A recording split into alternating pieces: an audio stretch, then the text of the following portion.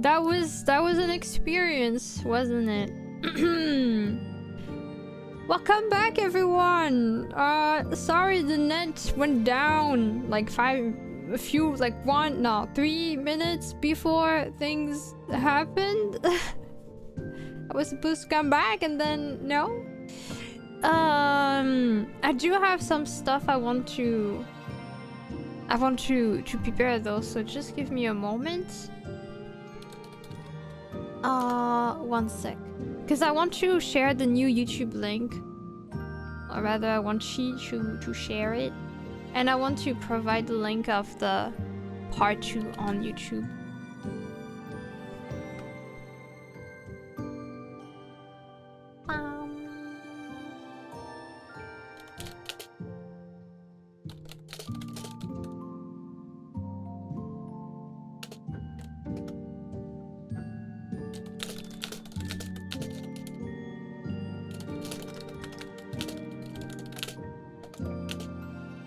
Typing ASMR. Okay. And then I'm also gonna write that on the YouTube board comment.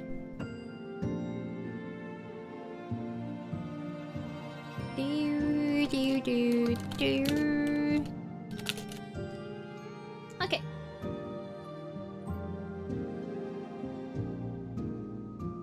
There we go. Thank you for your patience.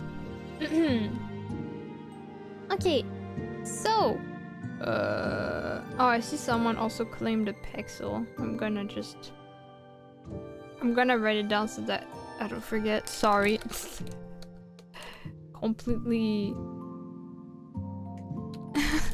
random timing, I know. Okay, here.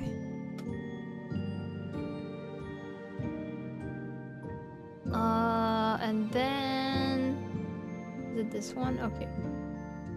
Okay, we can actually move on now. But yeah, welcome back, everyone. I hope we won't have more internet hiccups. For once, it really was the internet and not like my PC being weird. I think it's the first time the net is properly down since the announcement. But at least it didn't last too long. So that means we can continue the OCC stuff. Sorry for the random timing. No, don't be. Honestly, it's completely on me. I could have just waited until the end of the stream. I don't know why I decided to do this now. You're so fine. Okay, I guess I'll say this now, just in case the net does more little hiccups and stuff, and we cannot keep the stream going. I'll probably, if we cannot finish today because the net dies, we will probably, I'll try to schedule another stream on top of the ones we have planned for the week, so that we can finish things, so that, you know, we still get the closure that we want and are looking for. Okay. Anyway, I do hope it doesn't come to that, but just in case. So, I actually got more tea, and I think someone redeemed the hydration redeem, so the only issue and oopsie that I did is that I kind of forgot to remove the tea bag, so I'm just gonna drink it with the tea bag there. But yeah, OCing is titan undertaking. Stream died before I got my answer. What was your question, Jeremy? Hi. I forgot if you came here for the first time or not today.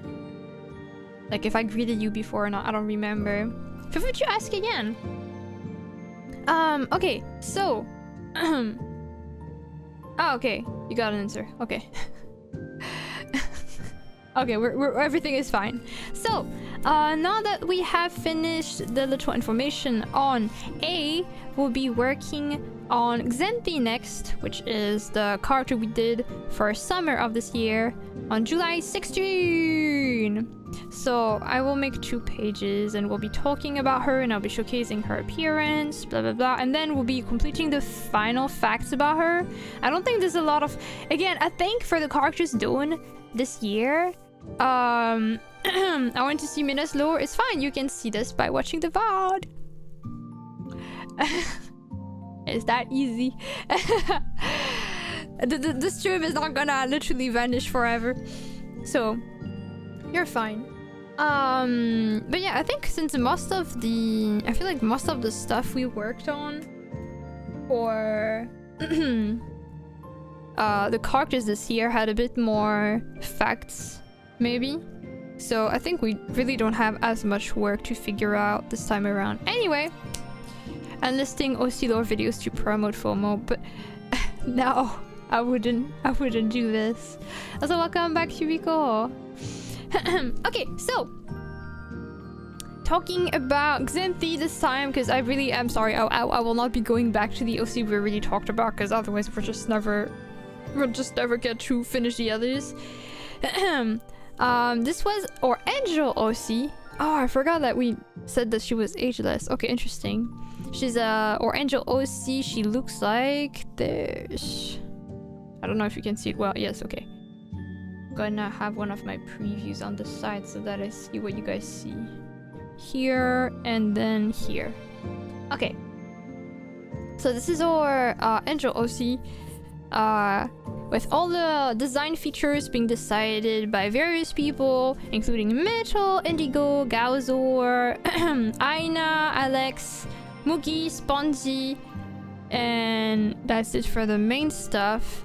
And some additional details were also suggested by Mugi, Indigo, and Gauzor. Thank you for your cool ideas, because I'm really happy with the design actually. Like, I'm pretty happy with how she turned out to be. It was hard, but yeah. As you can see, she has some extra eyes on her hands, and she has a lot of eye patterns all across her design. On her golden accessories, she has some jewels that kind of are eye-shaped. Her little X is also kind of like that. The little cloth, the red cloth over... the lacy red cloth over her body, I guess, is also eye-focused. Just a lot of eye stuff, I guess. Yeah. But yeah, I feel like OCs that always have like eyes closed look really cool, so I like that. But now I'll be talking... we don't have a lot of like lore or anything. I kind of feel like this is not a character that will necessarily have a lot of lore, to be fair. I don't know if that's really the type, but yeah. So for general information, we have her name, Xanthi. She has a specific title as an angel, because I guess she has a proper name and a status name, if that makes sense, which is the Herald of Summer. And she also has a weapon which has its own name, the Edge of Zenith. Is that how you pronounce it actually? Zenith? Zenith? I don't know. And her blood type is... how do you pronounce this? Ichor? And she has a pet that is not as visible this time around. But over here, on her little collar jewelry asset, she has a jewel beetle, which is a real creature, and that is her familiar that she calls Sensor. She's out there doing angelic stuff. We don't have the clearance level to know what angels do, it's true. I think both were correct that you used... oh, okay, cool.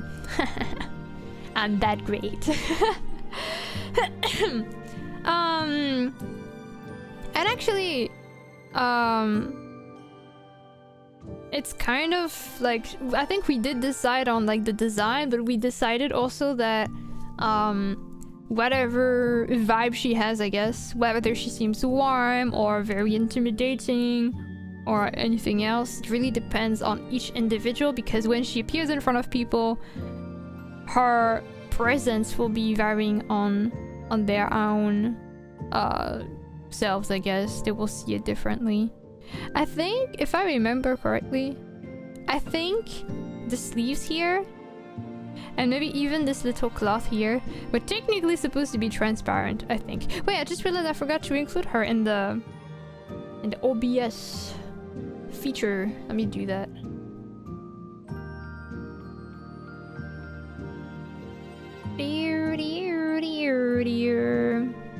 Okay. Okay.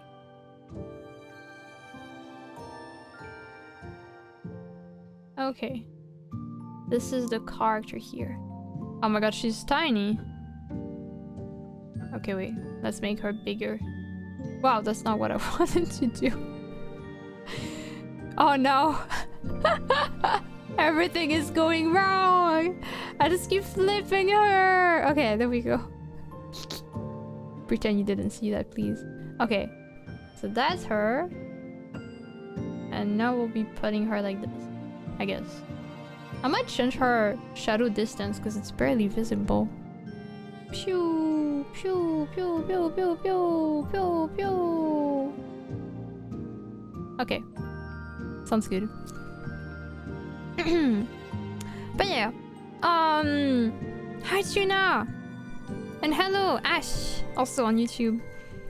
Okay, so I think we only had, like, we didn't have like very lots of details about her personality or her lore, because again, I feel like rather than having a backstory, she's kind of just above that, if that makes sense. She's a character that appears to people, but it's hard to imagine her having even a life. Not like I'm necessarily against her having a life, but I feel like, I don't know if this is like, this is the kind of characters that you can imagine only exist with that kind of purpose, I guess, of appearing to people and guiding them or judging them, again, depending on who is the person and what they have done. So she has, okay, I said it was an X, but actually it was an halband. I don't know how to pronounce this word. With like some of her hair being hanging on it, which is the one that has a name, the Edge of Zenith. I just never know, so I say both. And yeah, halberd.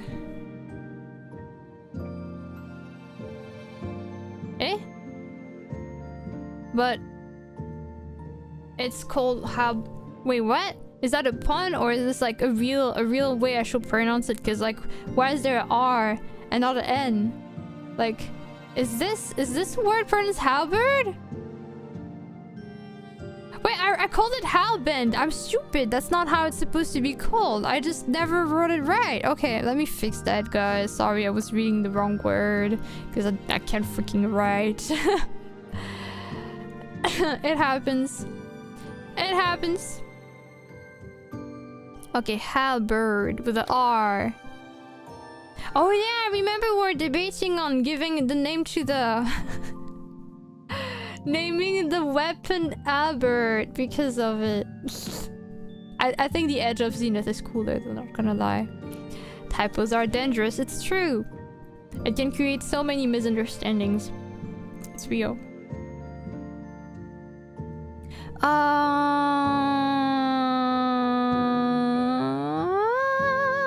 forgot what I wanted to say.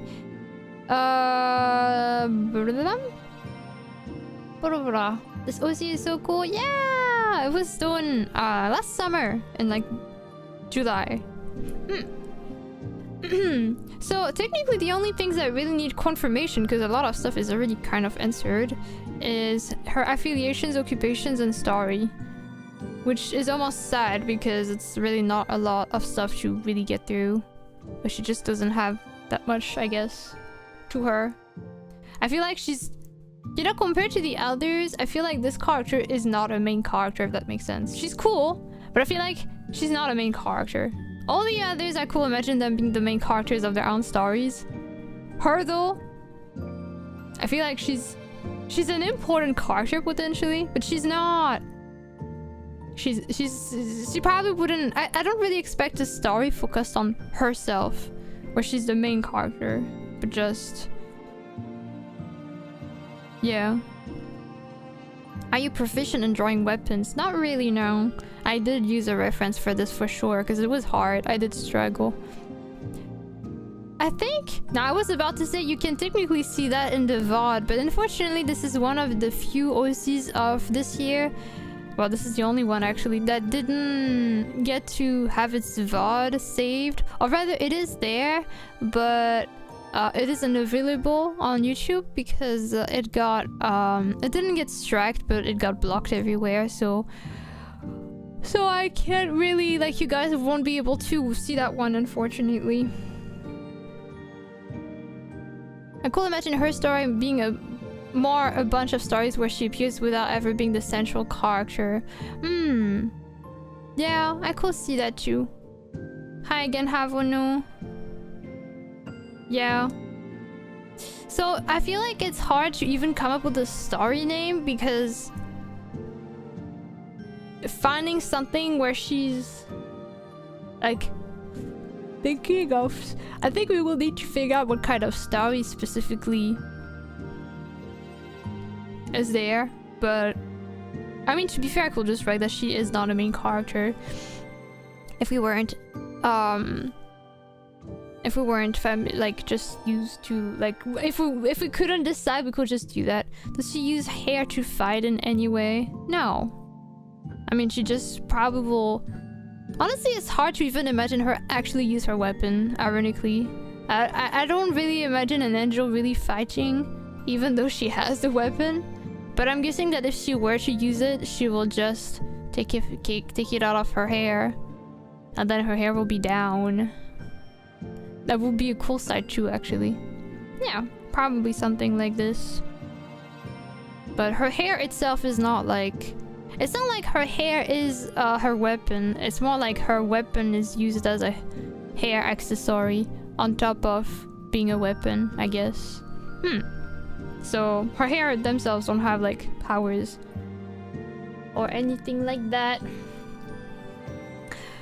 So affiliations, I guess, I mean, she is an angel, right? So she can, maybe she works for like an angel, not organization, but like maybe there's a place where angels gather and have like specific purposes. Once again, she is appearing in front of people to guide them or judge them and stuff like this. So like, she's probably not the only angel with that kind of purpose, right? So maybe there are other angels that she is kind of affiliated with in that aspect, but I'm not sure what I will even call that affiliation. It's gonna be hard, not gonna lie. I'm really not inspired for this OC.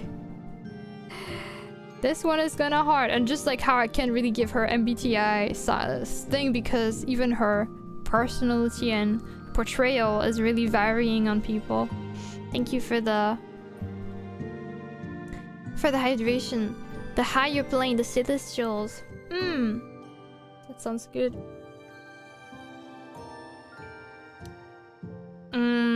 I kind of like both, honestly. I'm gonna write them down.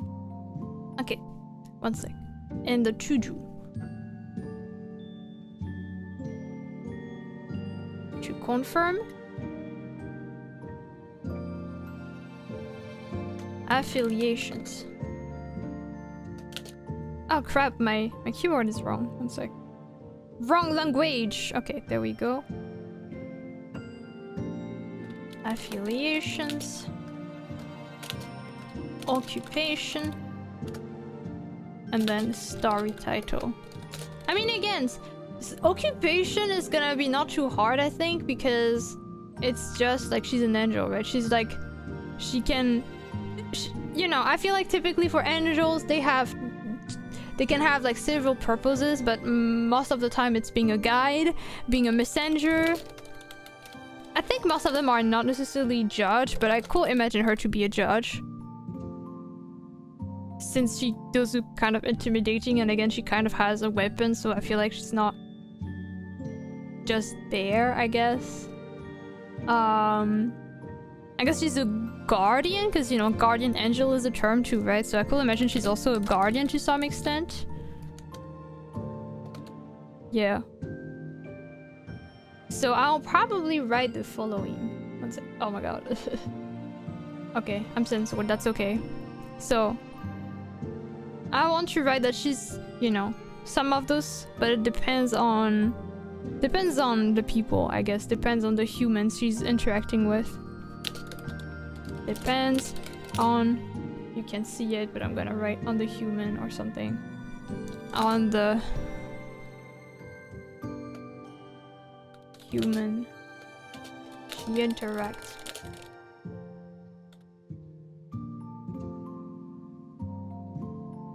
Okay. So at least occupations is kind of something that is figured out. Now for her affiliations.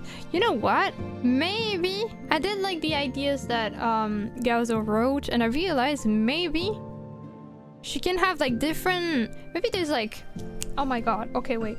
Think about this. Maybe there's like a whole like area with like all the angels and stuff, and then there's like the general thing, and then there are like sub branches which depend on all those tasks: guide, messenger, judge, guardian. Like they all have specific names. Yeah. Guardian of Summer, a guiding hand behind seasons. Ooh, I like this. I'll write it down too. Okay, my god, it's like, oh my god. Where will I write this? I know which to write it, because I still have like the other document with the other stuff. Sorry, I can't stay on track. To be fair, it's hard. Like there are so many things to think about, and it's hard, and especially when you're not inspired with one thing and you're just thinking of the other. I can't blame you, but those are great ideas. Guardian of Summer, a guiding hand behind seasons. I could actually imagine the Guardian of Summer to be one of her aliases, because you know she already has the Herald of Summer. Honestly, I feel like the Herald of Summer is also a good title, but again, I don't want her story title to be focused on her. But I could actually imagine the Guardian of to also be one of her titles, even if it's unofficial. Official angel title. Or status title, I don't know. Angel title, is that how I called it? Angel title, yes. Okay. Sounds like a fairy tale story. True. I like it. Okay. I wrote the ideas down. You just don't see it on the screen right now, but I did. Okay. So. Oh! Wait. Did I not save? Okay. Yeah, guide, messenger, judge, guardian. What does herald mean again? I need to look it up, because I don't remember and I want to get that right. Like the bringer? Oh, okay. Thank you. I kinda imagine her— sorry, one sec. I kinda imagine her story to be a fairy tale, like in that it's several characters meeting her and being influenced by her. That makes sense. Yeah. Kinda like how the fairy godmothers are not the main characters. Yes, I agree. She's definitely more of a guide to the story that is like on the side, but helping you come up with important decisions. Or, you know, influencing it. I mean, I don't even know if she will influence it, but yeah, I get what you mean. I feel the same about her. Either she brings summer or she announces summer is coming. I feel like I like that. She probably will be more bringing summer. I don't know, actually. Like it though. Hi, Kettle. Okay, so I want to come up with like cool status names for either of the tasks as like general thing. And then also a general thing for the angels. Galazar had good ideas with this, with the celestials and the— what was it? The higher plane, I think? I guess the higher plane can just be the general— oh god, I don't know which one I would prefer for the general angel status. Let me see. Guide, synonym. Let's see if we can find like fancy names for everything. Guide, compass.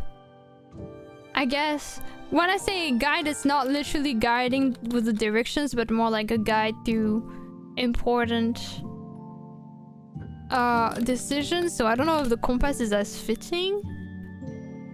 But I'm writing it down at least. Are rates turned off? No. No, actually yes. I think I turned them off when I took my break, and I didn't turn them on. One sec. There we go. The compass sounds like a vague but powerful group. I'm writing it down for now.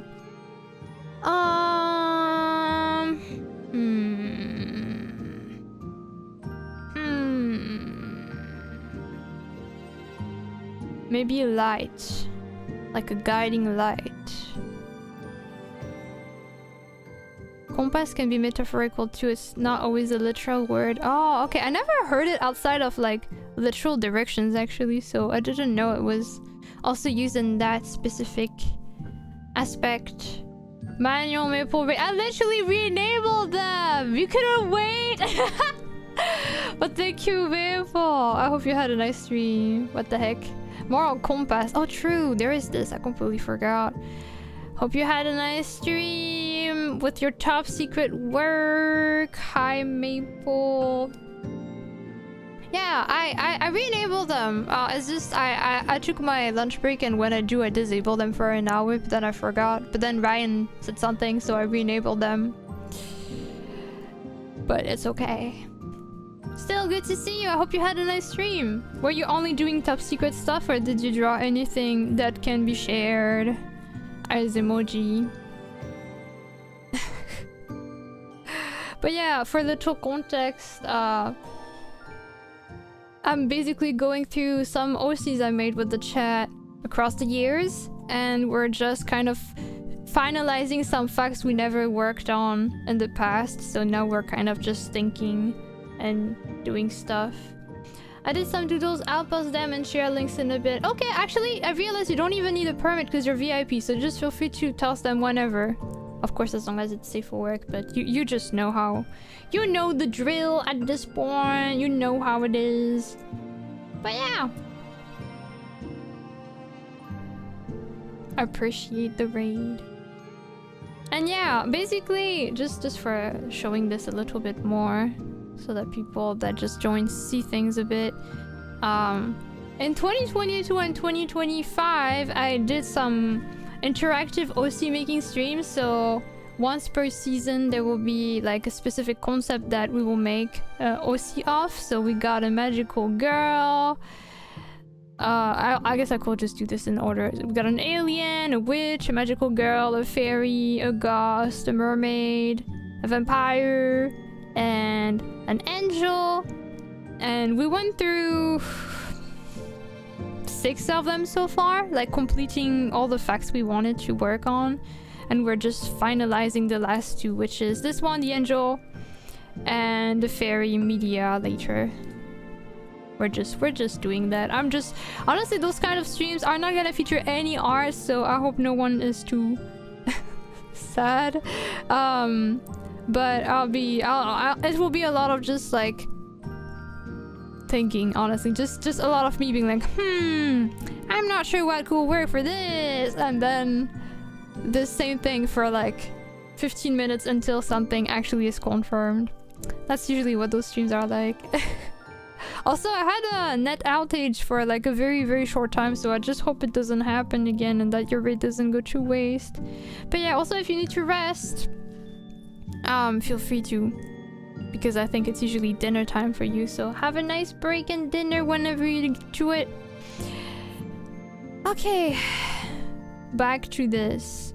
So the compass, okay, I think I'll call this the compasses then, because it's a group rather than one, maybe. I don't know if there's like another word for compass. Guide the compass, messenger the voice, as in it's one voice for the whole organization. The judge, I don't know. And the guardian, the shield. Okay, I kind of like it. But when you say the compass, the voice and stuff, is like the whole affiliation called this? Or is it the status of the person when they are here as a guide? Because that's different, right? And then depending on that, I'll need to write it differently. I'm gonna write down the ideas though. It's like a group name. Okay. The voice. The something. And the shield. The hammer. Let's see if we can find cool terms for judge. The organization is called the Compass. You're a member of the Compass. Okay. Okay. Then you're just a compass. A voice. Maybe. I don't know. Or a representative of the compass. I know that a lot of the judging things sometimes are portrayed with like balances, but I don't think it really sounds cool to be like the balance, you know?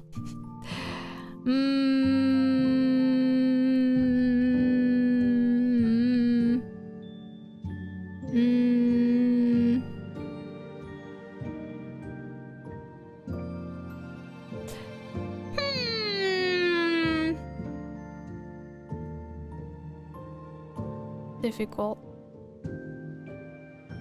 Because I don't know if we shall even go for like a specific weapon for the judge. The fulcrum, it's the point upon which the balance is well balanced. Let me look that up. You teach me so many words that I don't know about or that I haven't really heard about that much, or different meanings of them. Difficult, lemon, difficult strikes again. It's true.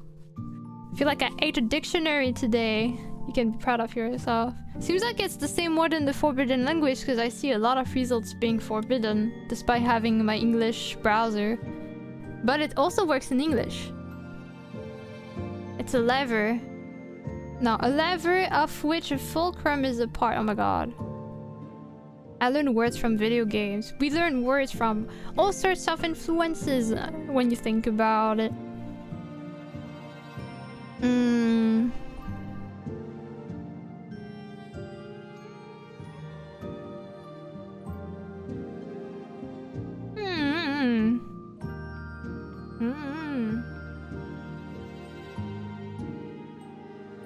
Hey. Wait, what?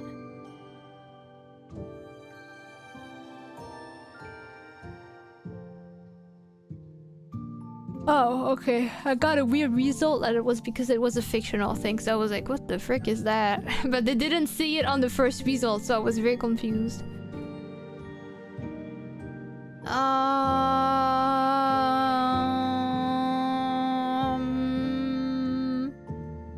Damn.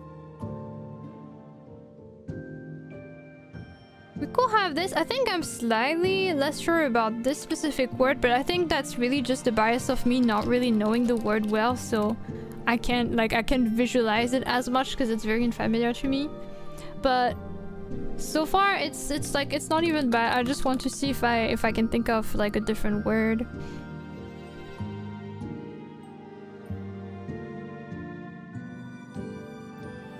So now I wonder, also because, you know, she has different affiliations, right? For like guiding, sending a message, judging, or I guess protecting. I wonder, because I initially wrote it depends on the humans she interacts with. And at first I thought it will depend on how the human perceives the angel based on a reflection of themselves, right? Like depending on what they have done, they might see her as menacing or warmth or motherly, all that kind of stuff. And so I at first I thought that she will be perceived with those different status based on how she's perceived by the human. But maybe actually it's probably if she is affiliated with those, then maybe she is either she is affiliated with those and she is tasked to like come to a human as, you know, a member of this, like, so like as a guide, blah blah blah, or at some point you get promoted as an angel or something, and then you unlock the ability to be part of this, and then you can potentially be seen as a member of this, if that makes sense. Also, thank you, Mabel, for the links. Let me take a look. I was just focused on talking.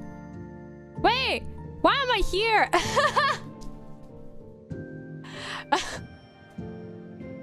Like, wait, I know this face. What is going on? What the hell? You're really nailing this angle, though. I have seen your version of free reign. Wait, let me share this on stream. Damn. Me when I stare at... I don't know what, but something. The sky. The moon, because I do not live on the moon, guys. Never forget that. I just realized I never showed the chat again after at some point hiding you guys. My bad. Let me bring you back.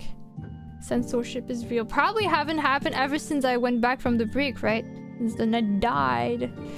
Okay, let me share this. Thank you. Thank you for drawing me. And thank you, Ryan, for the request. What the heck? God. This is me at the free reign angle trend that I haven't been a part of technically, but I've been interested in it. It looks pretty cool and really hard to make, and I really like your version of it. Well, outside of just me, but like the original version you made. It looks good. But I'm not surprised you're nailing those angles. Not surprised at all. Thank you. Can you try recreating it with your model? I cannot, like, my rig is not that crazy. At most I can do... Also, I have, like, items that are different. The most I can do is, like... Yeah, that's... I cannot go that high. And also, my asset right now is hiding my face, so you don't even get to see it. You don't see the head shape as much. But yeah. You nailed it though. Thank you. Wait, I shall share this. Here. Thank you.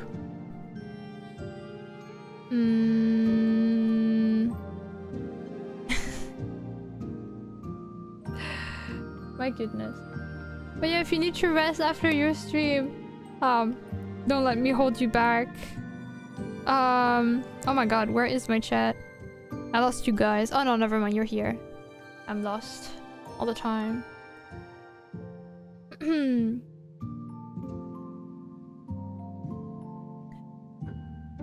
Okay. Dear. Maple, you kinda goated, not gonna lie, it's true.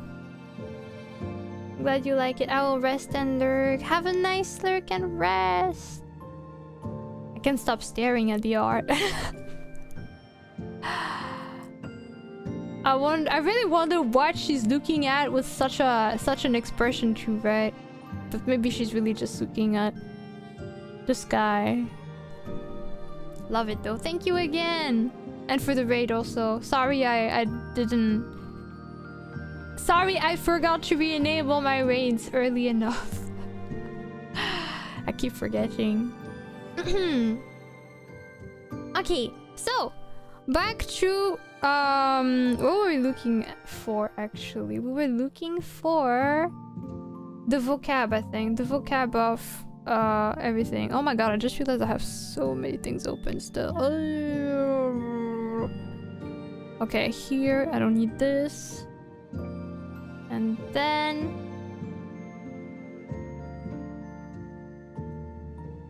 wait, if I do this then I don't see the chat. I don't like that. Okay, there we go. Also, I don't think I greeted one person, but I think there was in first time. Yeah, Dollar Bill, thank you for passing by. Welcome. Okay. Do we have any synonym for fulcrum? That's still the word I'm not 100% certain of. Synonym.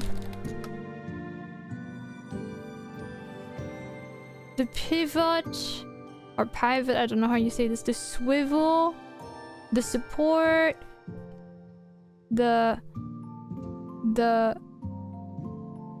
I'm checking. I don't like, this is what they're providing, but I don't even know if they're actually synonyms. The link, the joint, the axis. Oh, I like the axis. Axis. How do you pronounce this? Axis. English is so hard. Axis definition. An imaginary line about which a body rotates. A fixed reference light for measurements of coordinates. I kind of like it. And also it kind of sounds like aches. Which is close to the weapon she has, even if it's not exactly that. But I don't know if it's really fitting for her... for the status, because I don't know if it really applies to the same kind of rules and stuff.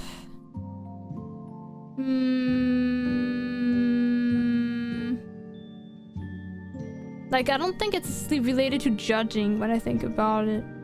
As cool as it sounds. So hard. Well, I guess since for now, I don't really know what else I will put for a title. I will just write something in her status here, based on the specific feature that I wrote earlier. Here. We could just go with the law. No! Not the law! It's so straightforward.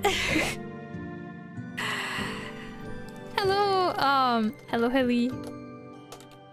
Extra facts, I guess.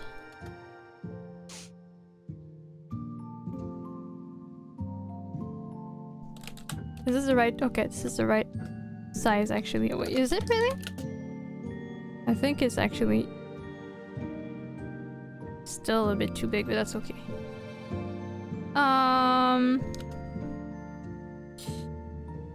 Just wanted to write my two different options. Either she's sent, like... Oh, also, we haven't confirmed the name for, like, the... I guess the higher plane, or, like, the overall group. I think I like the higher plane, so I think I'll... Was it what it was called? The higher plane? I do like this. Judgment should be straightforward, you decide. It is difficult. Let me just check all the messages. The higher plane, yeah, this is what you called it. Yeah, I think the higher plane will be the general, you know, I don't know actually.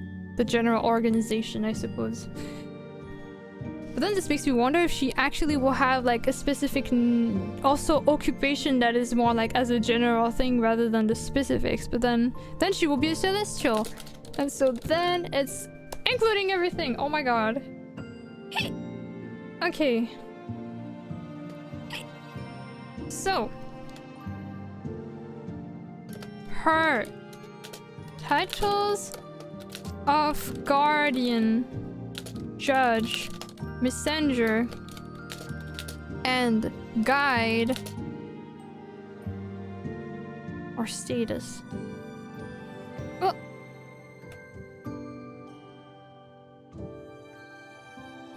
All come from status under the higher plane.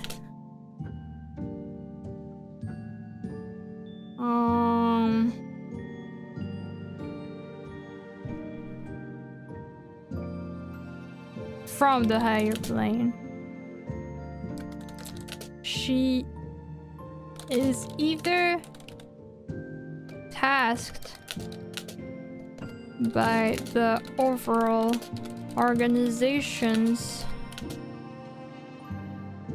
So the compass, the what else? I'm trying to remember them without checking. The voice, the fulcrum we wrote, and the shield.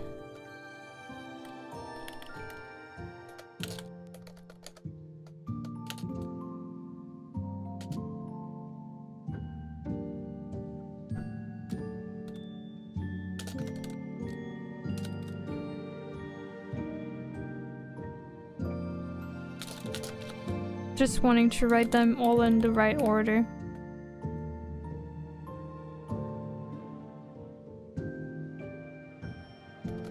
Are all status from the higher plane? No. Under working status under the higher plane. She is either tasked by the overall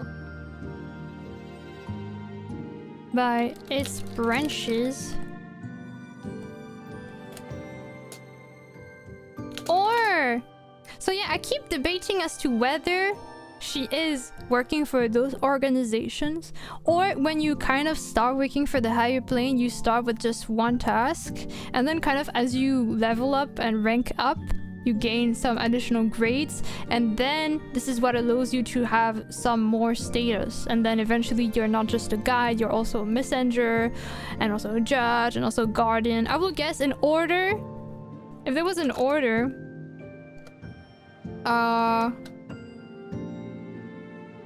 the judge is probably the highest status. Is probably what I will say.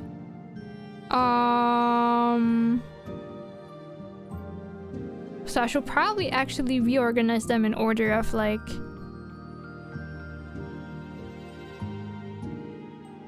of this. Messenger first, I think. Yeah, messenger, then I don't know if guardian should come before or after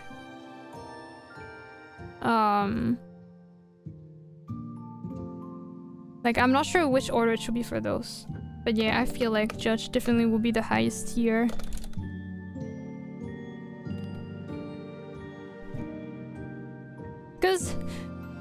Cause guardian is like good to protect, but like is it a higher grade to protect someone or to actually give them the way? Maybe guide is higher. I don't know yet. I'm not sure. And so in order it will be the voice, the shield, the compass, and the fulcrum.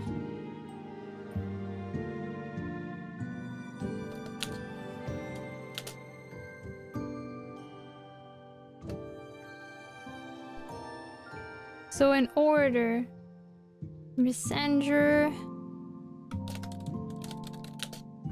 guardian, guardian.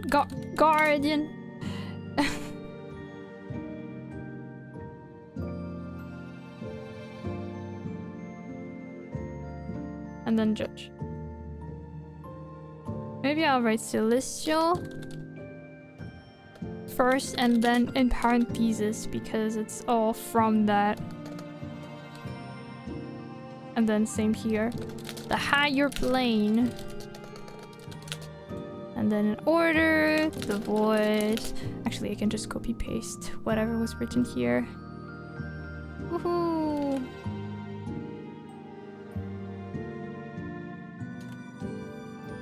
Okay. Hello, Levendra. Welcome, welcome.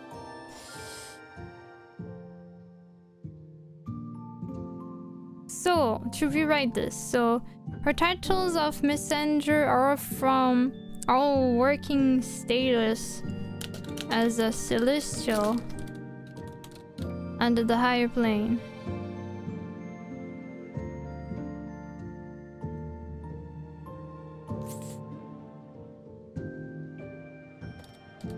These are grades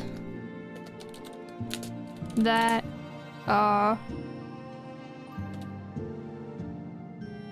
gained gradually with experience as a celestial, allowing more tasks and more responsibility.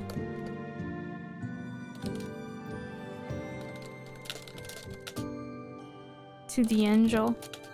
And I'm gonna write here that all the title names and organization names were your suggestions, Galzor, because I'm scared of forgetting.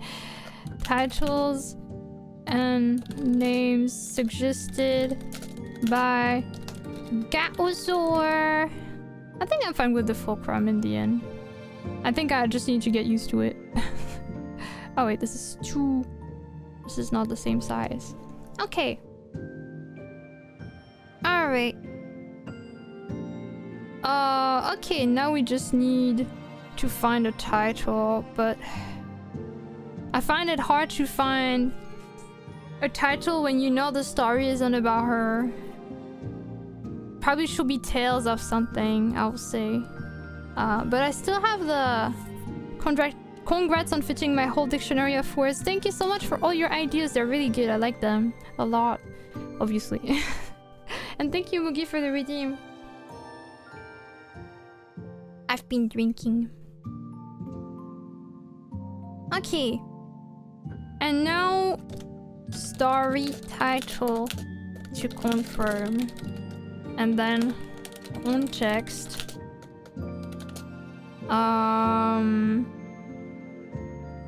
Zempi is not a main character.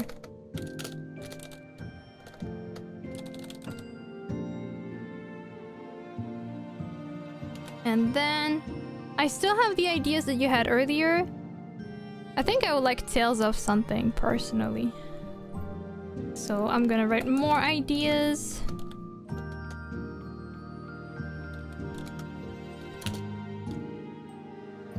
It includes fables or stories or something like that.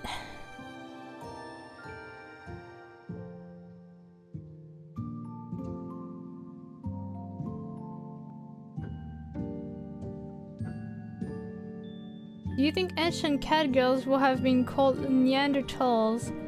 I'm sorry, I'm stupid, so I don't get it. I don't know what the like I don't think I know the word that is made a pun out of the nya, so I'm just there.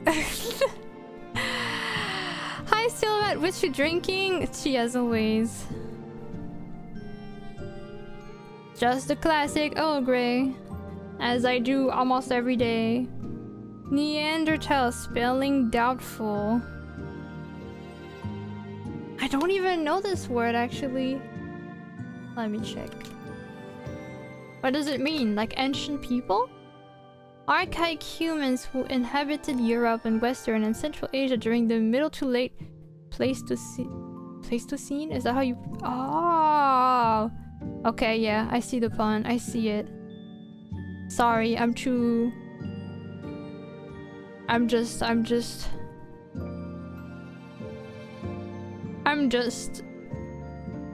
Vocab is not my thing. Yeah. That was a good one though.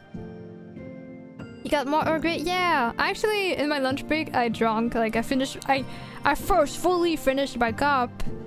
And I got one more. Because I can tell it's probably best that I drink a bit more. Especially for the warm drinks.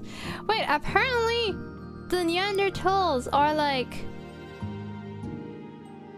They're not even that small, even though they're from like such a long time ago. What the frick? Okay. Neanderthals is a good pun. It's true. It's true. Okay. But yeah, I think I will want to have something actually related to her name or to her. A real title unrelated to her. No references to her directly. You know, if it's literally Tales of... Well, Tales of the Humans will be really, really vague. But yeah. There were different species of ancient humans, more compact and muscular. Really? They were more compact? But only the sapiens survived. Right! In the thing, did you say that they're extinct and that they're called Homo neanderthalensis? So it makes sense. Damn. I wonder why they went extinct. Maybe it's written somewhere. Okay. I'm not gonna have to go through this today though, because if we start discussing this on top of the other stuff and the OC stuff, we'll never get to the end of it. Tales of Passing Season. Oh, I like this.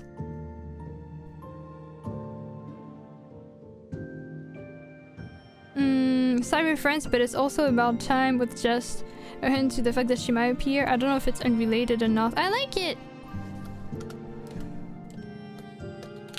Tales of the Passing Seasons. Only, I'm gonna be picky. Only downside of this title, even though I like it, is that it kind of has a vibe of like a story about witnessing a character through the time, which technically you more or less witness her from afar, but it has less about the fact that it's affecting different humans and their decisions and stuff. But it's so hard to find titles that fit everything, right? Especially when I literally don't have ideas myself. But I like it, I like it. Wait, I just forgot the R for Guardian up there. Guardian. There are documentaries covering theories of why the Neanderthals weren't extinct. No, wait, went extinct. Oh my god, I can't read. And the Sapiens survived. I was thinking about witnessing several characters as time passes, but yeah.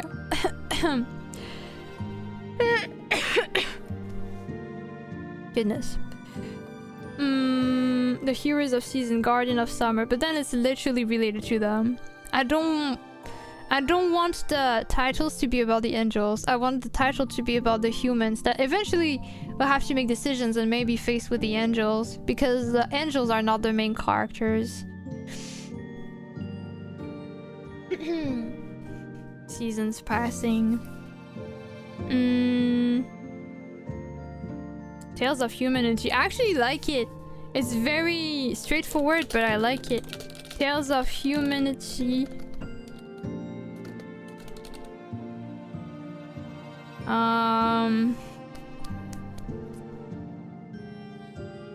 Maybe you can even have like Tales of Humanity and then blah blah blah. Like the silhouettes of the passing seasons or something like that. Yeah.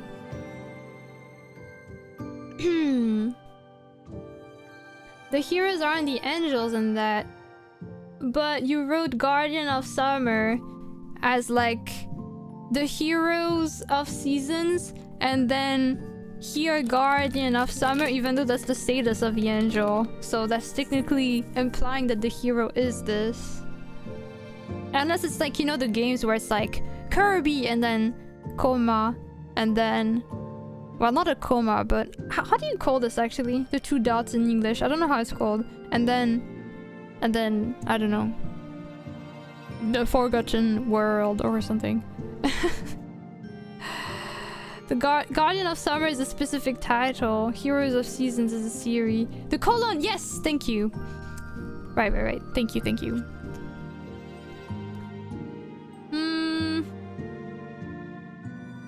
Wait, so what was the thing? The Heroes of Seasons. You know, I like the Heroes of Seasons. I will not include the Guardian of Summer because it's not like the heroes, like it's not like the character, like the angels only appear in like one story. It's like it's just they're never the focus. They appear kind of all the time, but as side things. So if you have like Guardian of Summer, it feels like the focus on that state story or part will be them when it shouldn't be. And that kind of implies they're not on the other ones. But I like this Heroes of Seasons. But I guess because of the status of Xanthi, if you want to be picky, it's gonna feel like Xanthi is one of the heroes because she has a status related to the season of summer.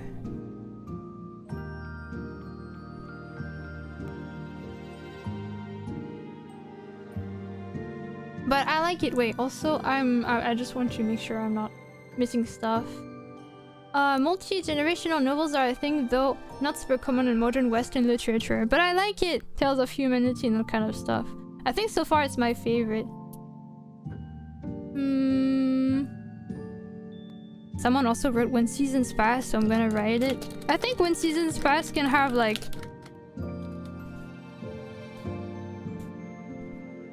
I'm thinking. I wonder how we could change it to...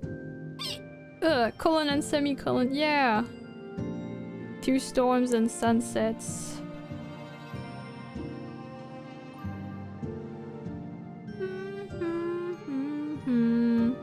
I think 4 makes me think it's an anthology series. That's what I like it, actually. That's why I like it. Because I could imagine the story to be kind of like that, actually. So, it's my favorite so far.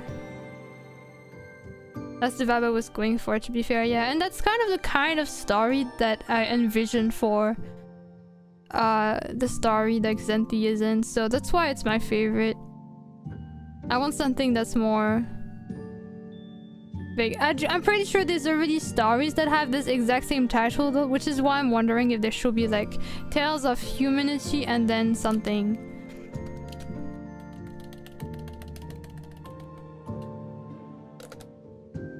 And then maybe we can include season. Heroes of Seasons! Hey, look at that!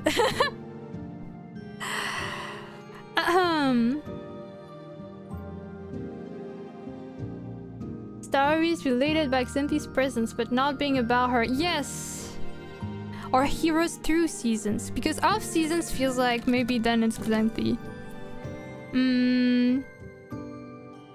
Or maybe something showing that, you know, you get to witness different lifetimes also. So like you will see heroes, like, and then you will see another hero in another story that's like many generations after, and the first hero has been long dead.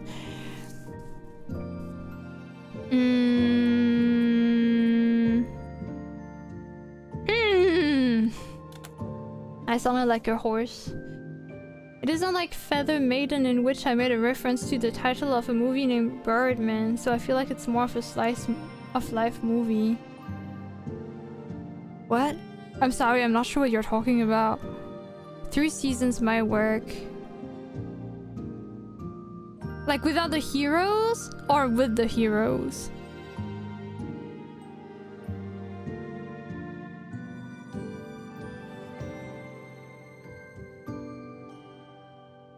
Without 3 seasons.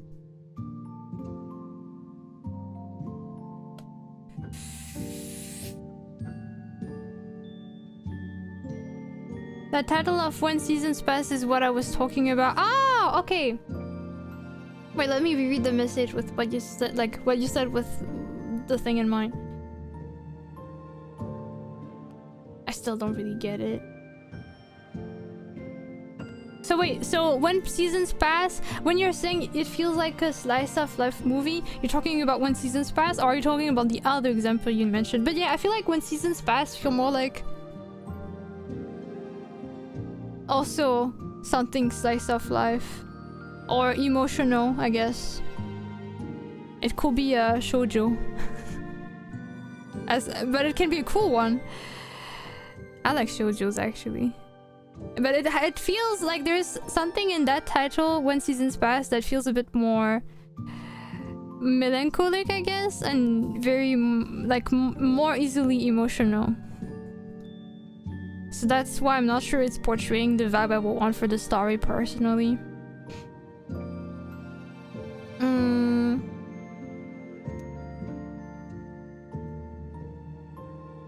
Would be a very mood-like movie. 0 action, 0 joy.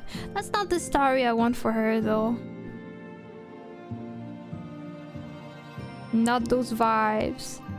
Yeah, really, I just more see the story that features Xanthi. Again, not Xanthi's story per se, because she doesn't have a story. She's the main character in, but she'll be more like... It will be more like, yeah, fables and old tales of like humans, and sometimes their foolish behavior or sometimes their heroic behaviors, that kind of stuff. Cool. This is what I see more.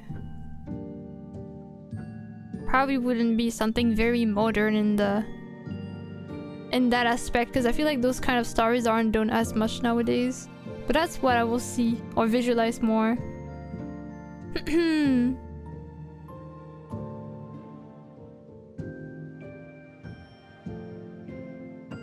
Is there a specific world it's meant to be set in? Because you could just say Tales of insert world name. I don't think it's meant to be in a specific world or a fictional world, so just saying Tales of the world or Tales of the earth might be also...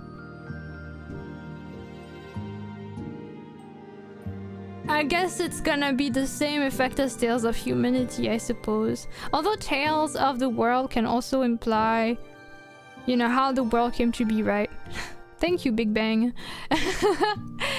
That kind of stuff.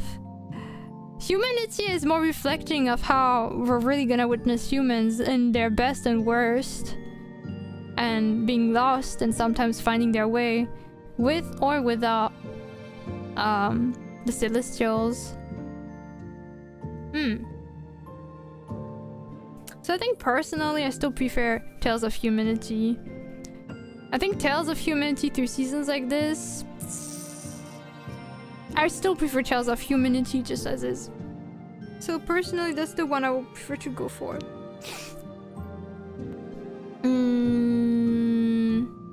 But I'm thinking.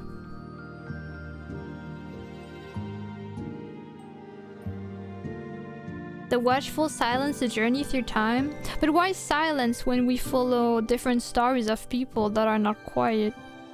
Because again, it's not the story of a quiet character. It's not the story focusing on Xanthi, who is a side character. It's just that Xanthi happens to be a side character.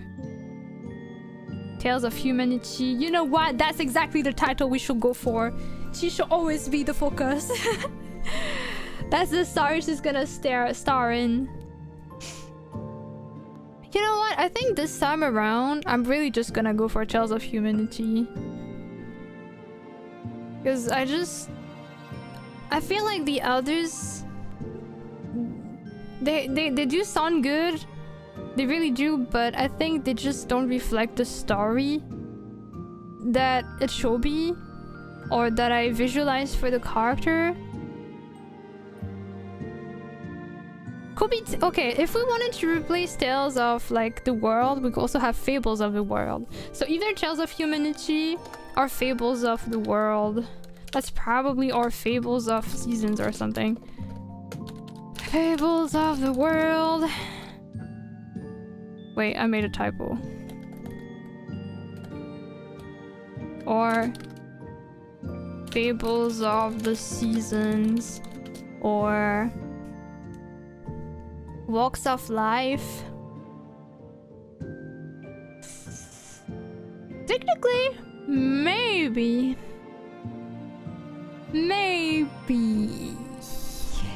It feels a bit like emotional slice of life series, but it can also work.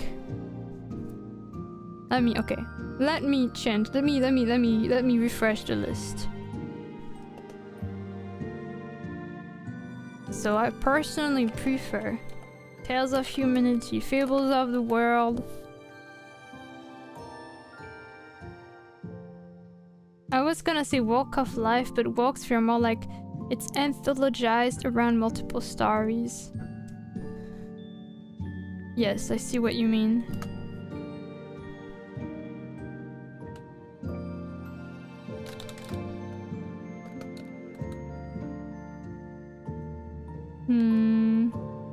No, actually, I don't know yet. Walks of Life. Then it should be the Walks of Lives.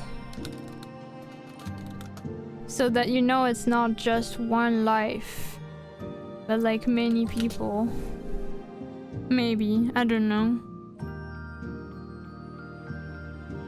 Titles are always the worst part, man. It's so hard.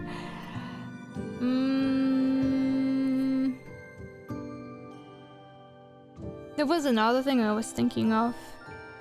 One thing I kinda could imagine being included is the word silhouette. Like, passing silhouettes. Like, I wouldn't call the story passing silhouettes, but like about how the story will focus on like a lot of people that will come and go, kind of. But I feel like it's so hard to figure out nice titles because they can easily sound much more nostalgic or sad or emotional than they should be. Since, you know, titles need to reflect the vibe of a story well. Otherwise, people are kind of confused because they didn't come up, like, they don't get what they signed up for. I'm so bad at titles, just sitting here dumbfounded.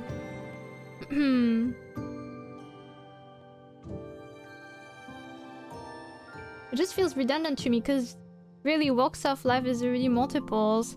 Yeah, but walks of life feels like it's the walks of different people through one lifetime, no? Unless you mean life as a broader thing. But it can, I guess it just has the risk of being misinterpreted as like the journey of one person, I guess. Or the journey of multiple people in the same timeline. But I don't know if it really matters. I'm not against the title though, I think it sounds good.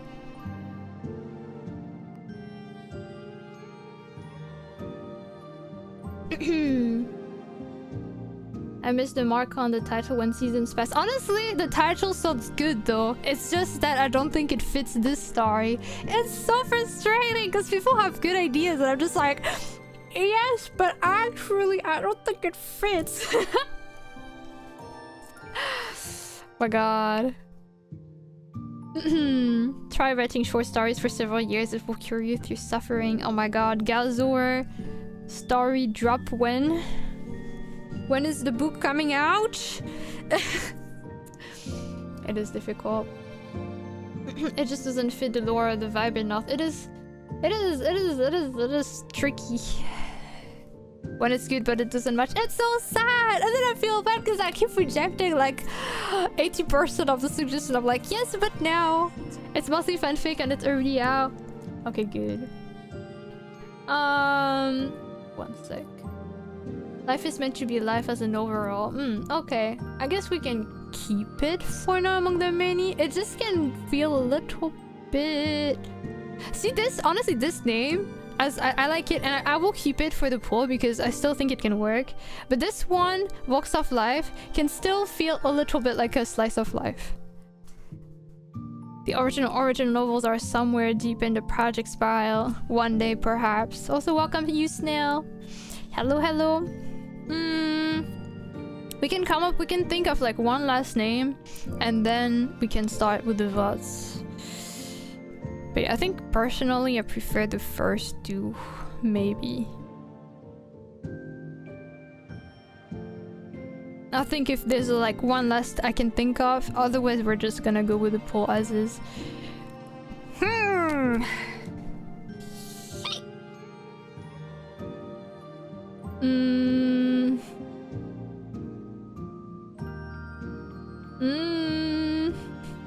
Hiccup Land. I think it's very fitting, guys. I think we found a title. I think this is what we should go for. She had the same brain.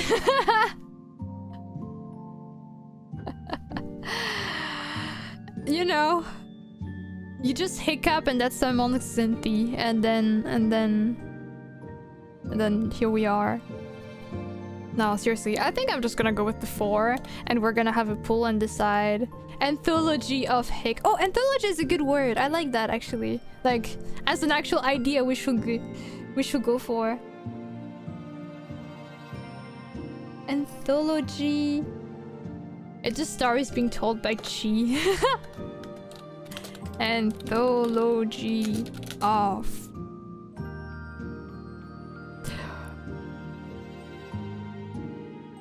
something. Of the world of anthology. Oh my god. Beautiful. Beautiful. If there was If I ever get to release lore and I put them under tags, she shall just have anthology. The anthology. Isn't the anthology kind of like people will look that up and be like, what? Tea by the fire, telling stories. That would be cute. One sec, I want to just check something. I like it. Although anthology isn't necessarily a piece of like stories, right? It can be a piece of different stuff, right? It can be music, it can be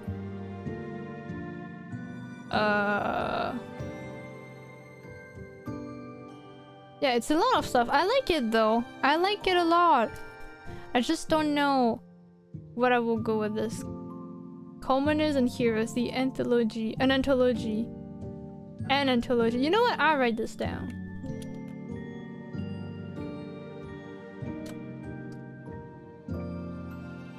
Or should I call this the anthology?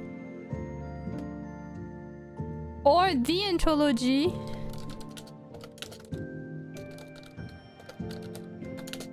Commoners and Heroes. I like it though.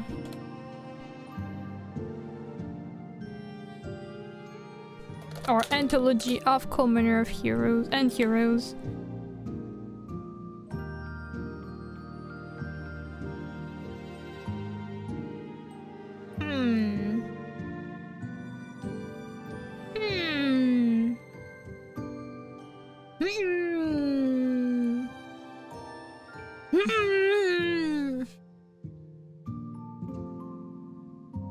Okay.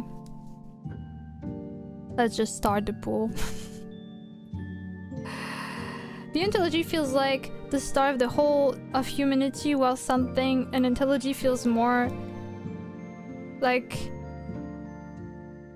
a few stories in the middle of everything that happens. True. True. I get what you mean. I think the poll is already out, so feel free to vote for whichever you prefer, guys. You have a minute and then it's gonna be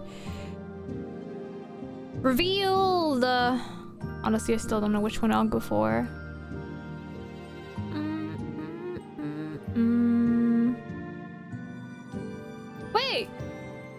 Wait, there's only 4 results? Oh no, never mind, I didn't see it, sorry.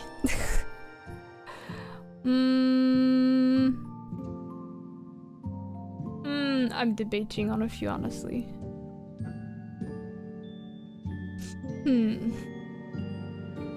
I was blind for a moment.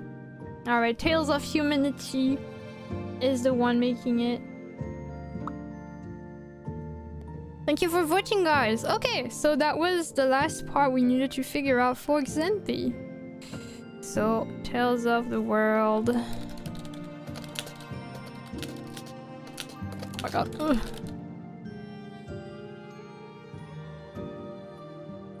I need to remember to credit people for the name ideas. I forgot. Okay, Freya, we haven't gotten her story name, I think. Okay, so yeah, we didn't. So Vermilia is also missing, so it's Shelly and Eri. I think those were my own suggestions that made it. Now, this one was not by... Okay, this one was actually credited good. This one, I think, was my idea. Did I credit the other one, though? Mina's story and A's story? I don't think I have. I don't remember what we ended up deciding and who suggested it. That's why I'm lost. The flicker of a moment. Oh, I think that was me. And this one is... Okay, that was me too.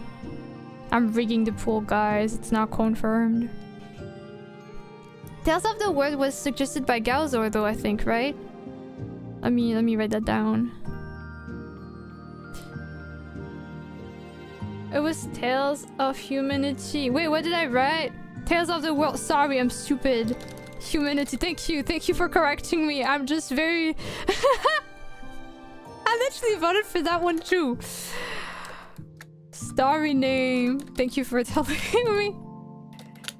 Tales of Humanity girl is not remembering a single thing. Suggested by the guys or I'm sorry. Oh my god, this is embarrassing. Okay. Alright, now that we have confirmed Xanthi, we're already gonna move on to the last OC! And maybe if we want to come up with story names for some two others we can later, but for now the focus is the next one. I'll be preparing her sprite so you can see her. Dear, dear, dear, dear. Dear, dear, dear. Sorry.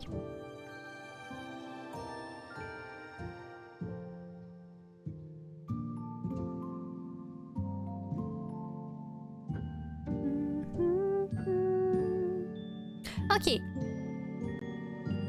Just checking something. Okay. So the next OC we're gonna go through is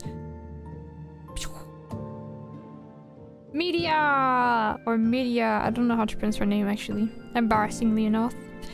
So.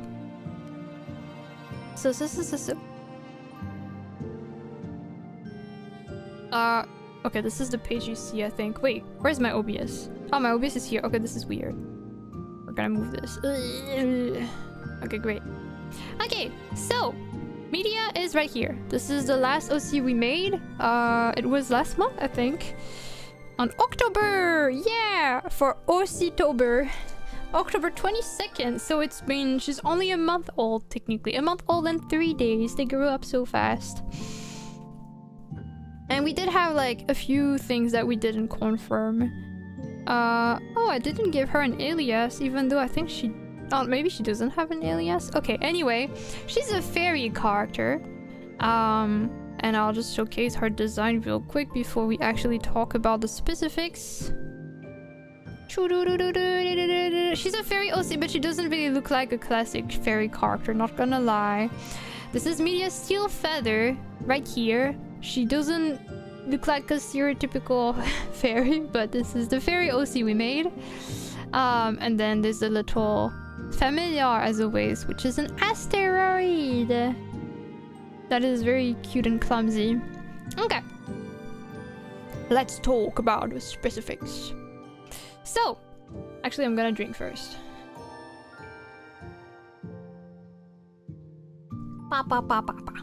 Okay. So first of all, for the credits, the design or the main design answers from the prompt were decided by Didi, Gaozor, Kancho, Tuna, Stick, Metal, Jeremy Volley, Grandion, and Didi again. But there were also extra suggestions by Jeremy.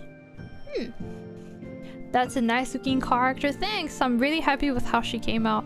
Like, I think art-wise, I think it might be the full body picture that I'm the happiest with for all the characters, because it's kind of cleaner looking than some of the others. So I'm happy. Hi Dionacra, welcome! Actually, wait, I'm gonna make sure I can see everything. Perfect. Okay. There we go. There we go. So, and then there's like additional information that were decided by Didi, Gaozo, and Jeremy for the names, like first name, last name, familiar name. And then we got some little facts about the character, I guess. Because this character is a... Okay, I didn't say the specifics, but she is a... What is her concept as a fairy? She's a space mechanic. Technically, space mechanic I think is not really a fairy theme, but I think she's more like space and glittery fairy. But I think we wrote somewhere that she got some defective wings and was kind of isolated from the other fairies or not accepted as an actual fairy. And so she kind of ended up building her own wings. She's that cool, guys. She's that skilled. And then yeah, she just ended up being happy doing her own stuff, but she's not actually doing a lot of fairy focused stuff anymore. Now she's just being on her own. Just realized that my I'll get the glasses for you, one sec.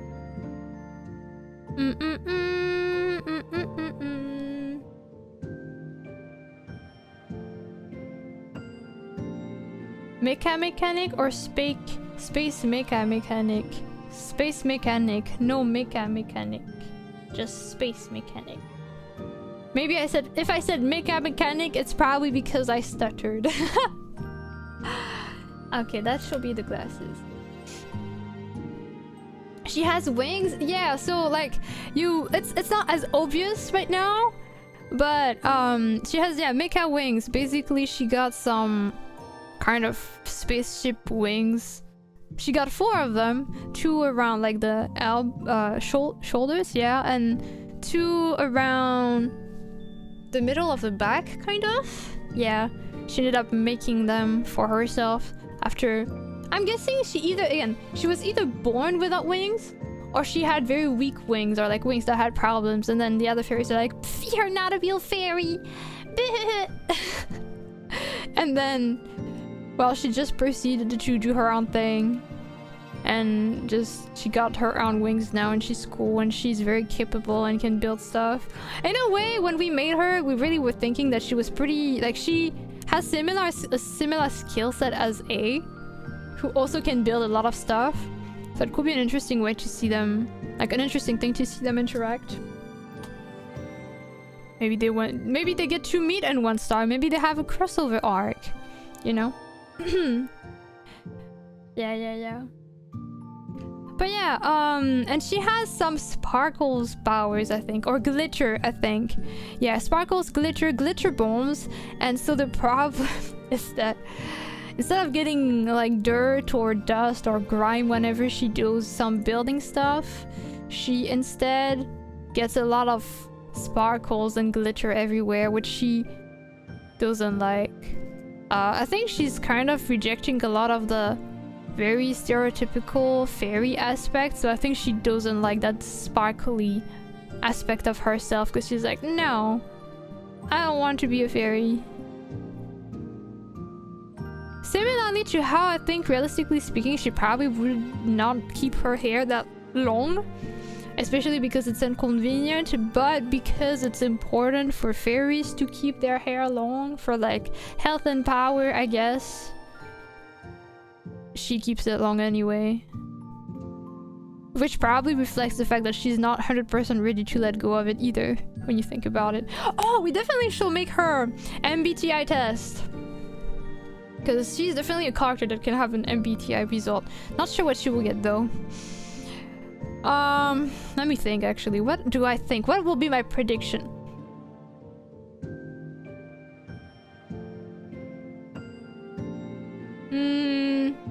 Because, you know, she is kind of grumpy about fairies, but I don't think she's super not social with other people. So I'm not sure if she'll be an E or an I, but I'm guessing she's gonna be ISTP or ESTP. This is my guess. We'll see later if that's the result she gets. I don't remember what is her familiar. It's an asteroid. It's Minmus, right here. Look at it. It can carry stuff for her, and it can reach spots that she cannot reach sometimes.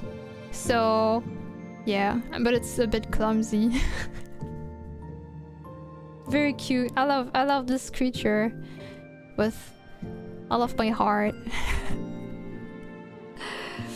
But yeah, and yeah, it can lift up like the toolbox and all that kind of stuff, so that's very useful when Media is kind of busy and needs like a tool. Minmus got her back. Yeah. Hello again, Altaloon. Okay, so I want to figure out several things. Let's figure out, where's the text file? Text genetics file. So to figure out, to confirm her age. We haven't confirmed her age. Okay, wait. Okay, to confirm. Age. Height.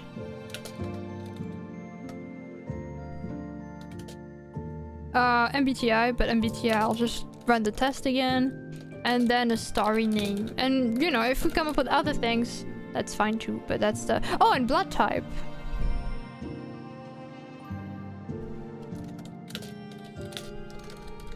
Okay. Is she going to be within the same lore as A? Probably not. When we made her, we didn't think she would be... Like, we probably thought that they will meet. Oh wait, sorry, I just keep realizing that I don't provide the actual part that you need to see. Yeah. Blood type fairy dust, she hates it. That means your blood is dust? What?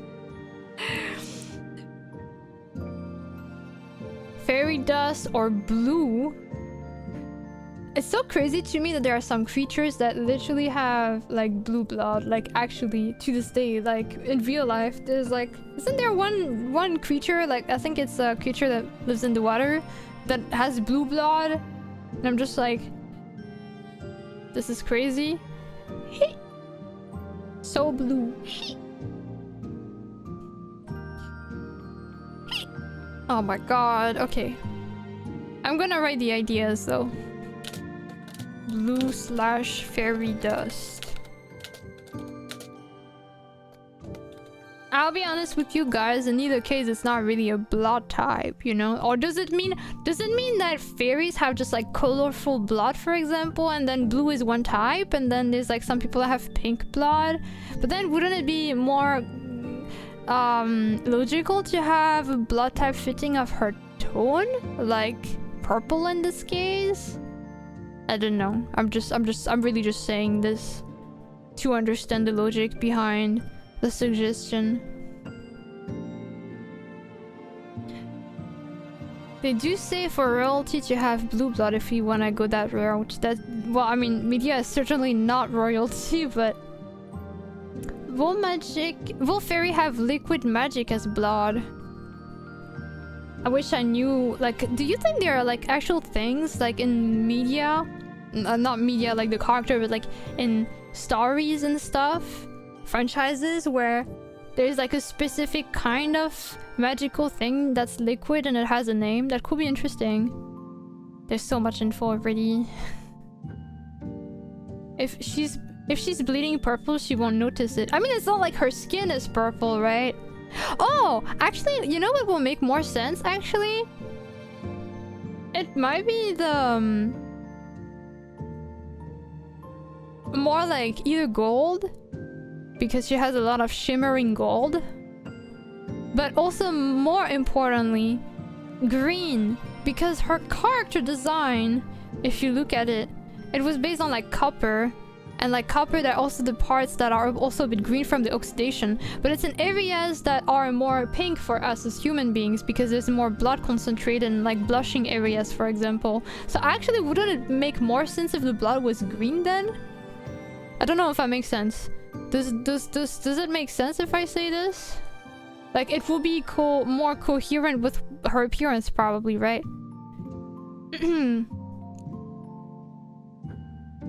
It does make sense. I think it should be red adjacent because of iron and her having brown skin and having metallurgy adjacent hobbies. Hobbies?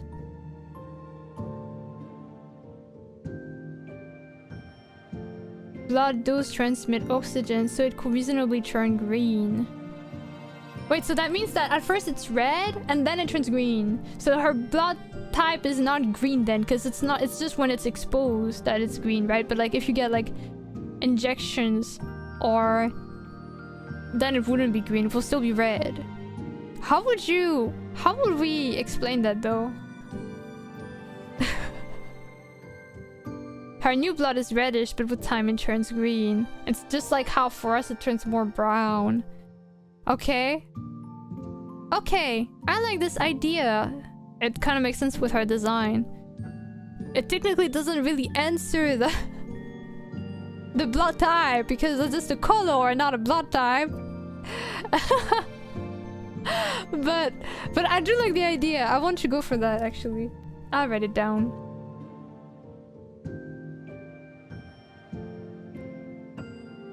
Turns green when exposed, I guess. And humans oxygen rich if humans oxygen rich blood is red, and without oxygen it's a bit more purple hue-ish, so her having red and green makes sense. I have no idea for the blood type what we should call it for fairy stuff. Maybe just something based on like copper and stuff, right?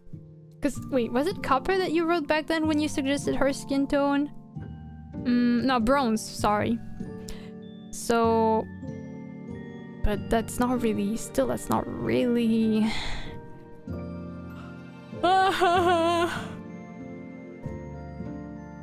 Do you really need blood type in a world where people get colorful blood you can distinguish by color?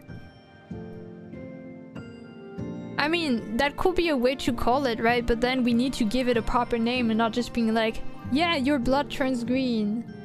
I'm fine with finding a name for that, though. Blood type CU for copper. You know what? I love that. Although I realized that the thing you wrote back then was bronze. So is bronze and copper the same thing, actually? I'll write it down, though. But I like it. Otherwise, it might be the bronze thing that we need. It's not, but copper does. You know what? Then let's go for this, actually. I think that's a good idea. Thank you for sharing your knowledge and helping me fulfill the section. Okay, so blood type. Whereas, oh, I didn't write that before. So blood type. CU. If I remember correctly, I need to look at Mina, for example. Mina! So blood type first, then MBTI, then height. So blood type here, and then we need to work on her MBTI. So again, my little guess for later is that she's gonna be something like between I and E. I think it's gonna be close, and then I'm not sure actually if she's gonna be N or S, but pretty sure it's gonna be something like TP. I believe bronze is actually an alloy of copper and tin. That makes sense. Perfect then. Perfect! Thank you. I'm just gonna remove the blood type in the stuff we need to figure out. And alloys are combinations of 2 or more chemical elements that include at least 1 metal, for those wondering. You really do carry your name well. You know your stuff. For a fellow metal, you sure get it. Oh, I should write down that the idea was yours. So, extra facts.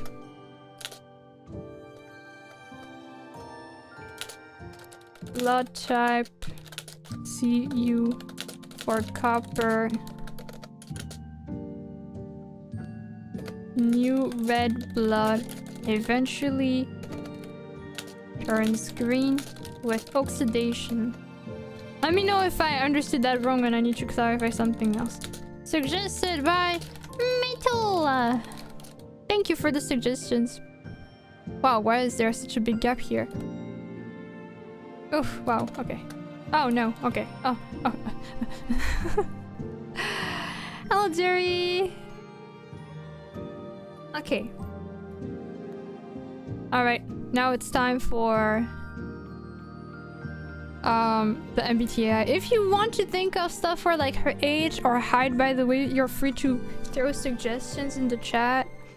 I'll be kind of like, probably I won't answer it immediately, but we can make it work. So now, MBTI time. MBTI. Height 152 centimeters. I think we literally already have an OC with that name, with that size. Why do you guys always want them to be tiny? You guys have been watching too much anime and you keep giving girls the height based on the anime girls that you see, I swear. I'm noticing a pattern here. But you know, I actually write it down though. It is still an idea. I'm tempted to suggest a tiny fairy like 10 centimeters. I just feel like if that were to be the case, I don't think she will need the asteroid to reach places she cannot reach, because she can probably reach most places. But I also kind of agree that most of the fairies are kind of small and starries, right? When I think of fake creatures, I think smaller than average. I see your anime bias. I'm seeing it. Yeah, I think... Wait, do we have an LC with that exact height? I feel like yes. Isn't that the case of Freya, actually? Maybe not. Let me check. Now I'm curious.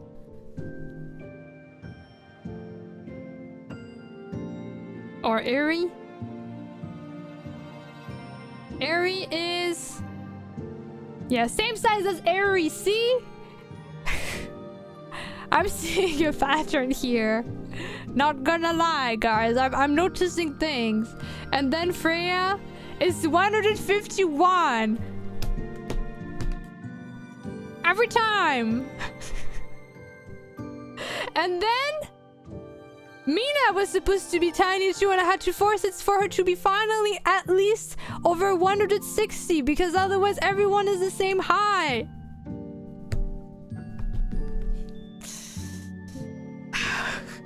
Find 101.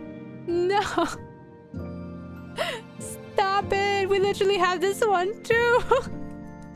When will this stop? 100 centimeters. We almost did this height for A, but she ended up being 1 to 3 because of her ABC kind of pattern. 200 plus for Mecha Fairy, but then it's Shaylee! Oh my god! Oh my god. There's only one character that has like an average-ish size. And even then barely. I mean, to be fair, people are like 150 centimeters, but seeing that every character have like extreme sizes is kind of funny. Each complaint steals 1 centimeter from her. I'm gonna end the stream. Okay, anyway, I'm just going to do the MBTI test and pretend that everything is fine. Okay, where is the window for you guys?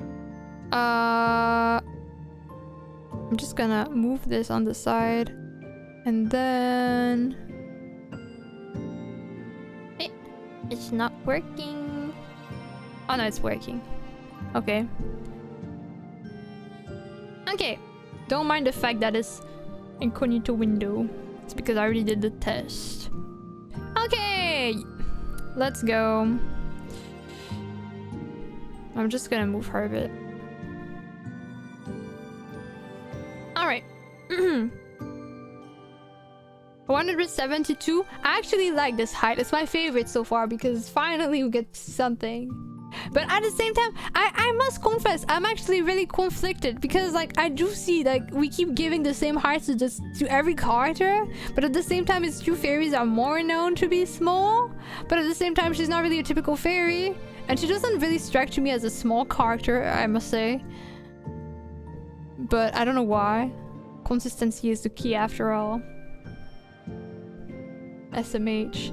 I remember when I played Love Live, and I checked the character profiles of every single idol that they were in the game. And there were like a lot of normal characters that are not rare at all. And I think they will all be so small. But like, just they will all be tiny. Like, I think the tallest character was like The tallest character ever, I think, was like... I don't even know if she reached 170 centimeters. And I was like... Wow. I know a lot of people in real life that are around 155 and 160. It's true! I mean, they exist! I'm not even denying that! But... but first of all, most of the heights that are asked are less than this. But you know, they still exist. And again, it's like almost all of them. I'm exaggerating, it's not technically almost all of them. But damn, that's... You guys have a type, I guess. Alright, let's just focus on the MBTI for now. And then we will have the debate on the height in a bit. 185 centimeters make her real tall.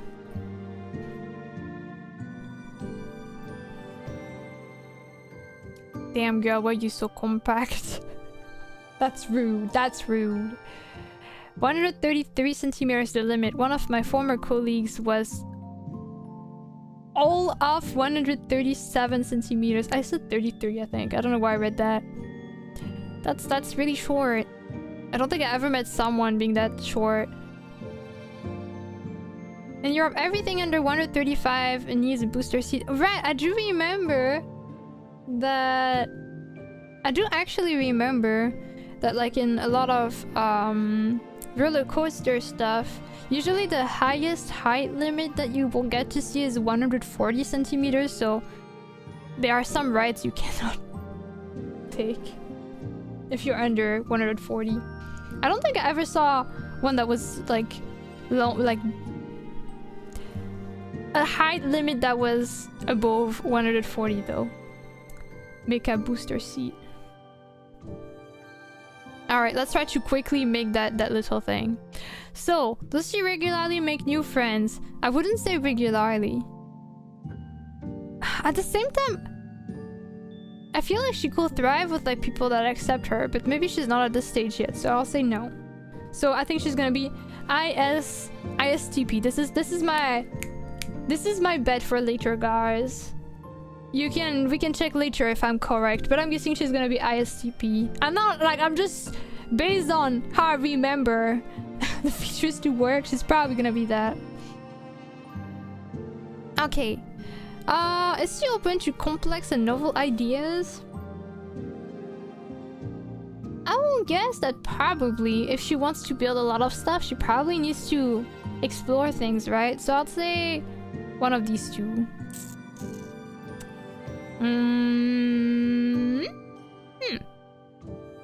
She feels more persuaded by what resonates emotionally within you than facts. I think she's more of a factual person. Maybe she used to be more emotional, but now she's closing off her feelings after her rejection from the fairies. Is her working space clean and organized?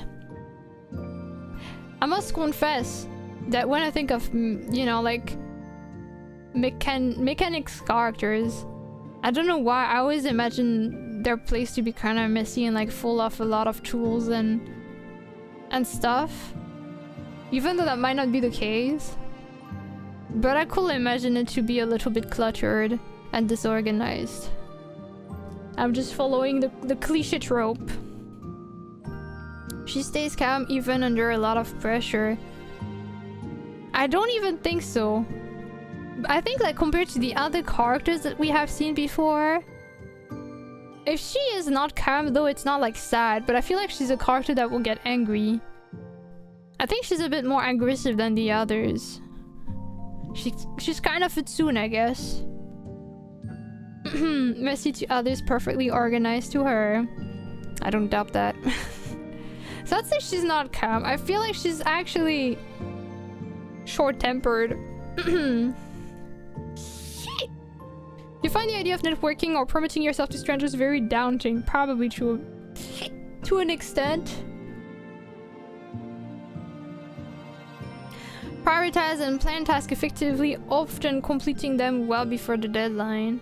I feel like yes, actually. Even though I said she was disorganized, I feel like for time organization, especially for her task because it's building or repairing stuff, right? I feel like she's so passionate about it that she just will finish them and like plan them really well, just because she always wants to work on it, so it's gonna be done fast. How it works out. So I'll say yes, actually. People's stories and emotions speak louder to you than number or data. No, I don't think she's very trusting of people, so she prefers to believe in what she sees. You like to use organizing tools like schedules and lists. I don't think she... Maybe just a bit. Maybe she's not gonna be P in the end. Maybe she's gonna be J. Even a small mistake can cause you to doubt your overall abilities and knowledge. You know what? I think actually yes. Because I think she lost confidence in herself with her isolation and exclusion. This is the last OCM kind of late. Yeah, but we have still a lot of facts to go through, and that's gonna take 5 years. And technically we have 2 stories that we didn't name yet, so we also have those that we could go through later if we have time. So yeah. But I don't know if we'll have time. Honestly, it's like everything takes a while. Okay, so I think actually she easily loses confidence about herself. I feel like she's not very confident. Kind of the, you know, technically, again, I don't think she's a classic soon, like, you know, like, it's not like I like you or anything, but I think she's easily... She will easily be aggressive to protect herself, but I think that's because she has not a lot of confidence in herself because she was hurt. But she acts like she's like above everything though. I mean, not everything, but above that. And eventually she will be fine for real. But I guess, you know, some wounds take a while to heal. You feel comfortable just walking up to someone you find interesting and striking up a conversation. Yes. Probably. Probably? That one is hard actually. Because I think she's not very trusting of people. And she's probably scared that they will treat her like she used to be treated. But if she finds them interesting, I think she will probably already kind of trust them or feel like it's gonna go okay. So I think she could go towards them. Like...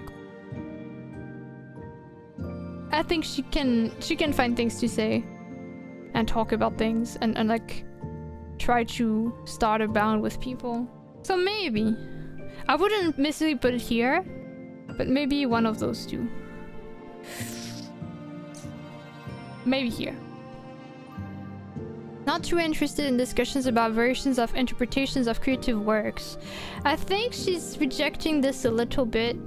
Because I feel like creative and beauty stuff come a lot with like... I think she's rejecting a lot of aspects of beauty in general. Like the conventional beauty, I guess. Again, from her wanting to not be affiliated with fairies anymore, and fairies usually being associated with beauty and grace and that kind of stuff. She finds beauty in machines though, which is not the conventional beauty of things. So it kind of depends on the art itself. If it's actually beautiful art, like, I mean actually beautiful, that sounds wrong. You know, if it's a piece that looks beautiful to most people, I guess I can just word it like that. I don't think she'll engage with it very much. She's gonna be more interested in unconventional looks, I guess, or more abstract stuff. But not necessarily in the interpretations, I don't know. They are beauty, they are grace. Media spits in their face. Wow, that was beautiful. Pop-off king. So I'll put medium because it depends on the kind of art. I feel like if it's various interpretations, it might be for more abstract stuff, but it really depends. So I'm gonna be that. Okay. Also, one sec, I want to make sure I don't miss out on the chat. There we go.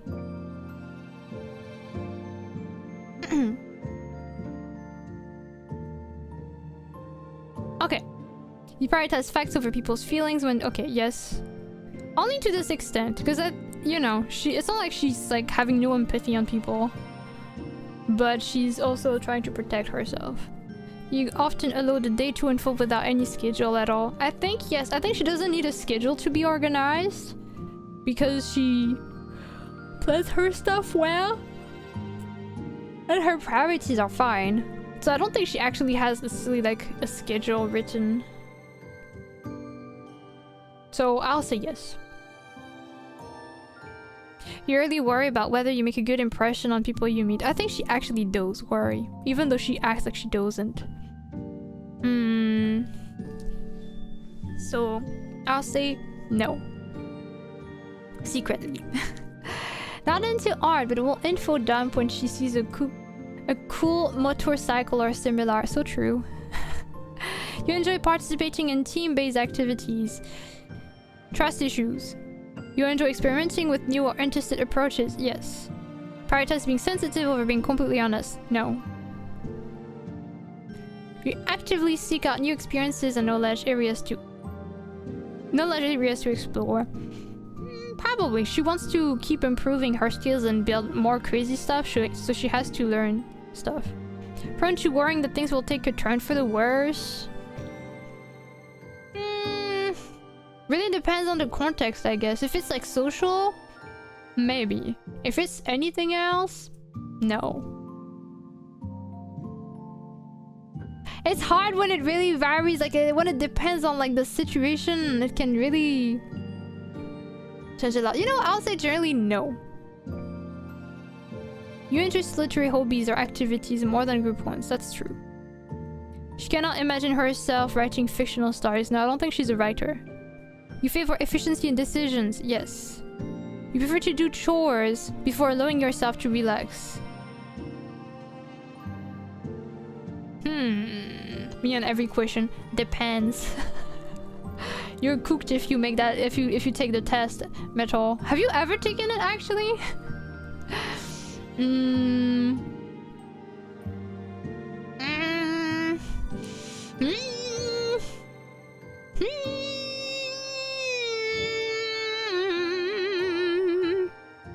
I did like 10 years ago and I forgot what I got. Time to take it again. Everyone, time to review the MBTI result. For this one, it's hard. No, please, no more tests. I mean, at least for this one, there's no right and wrong answer, right? It's just... yeah.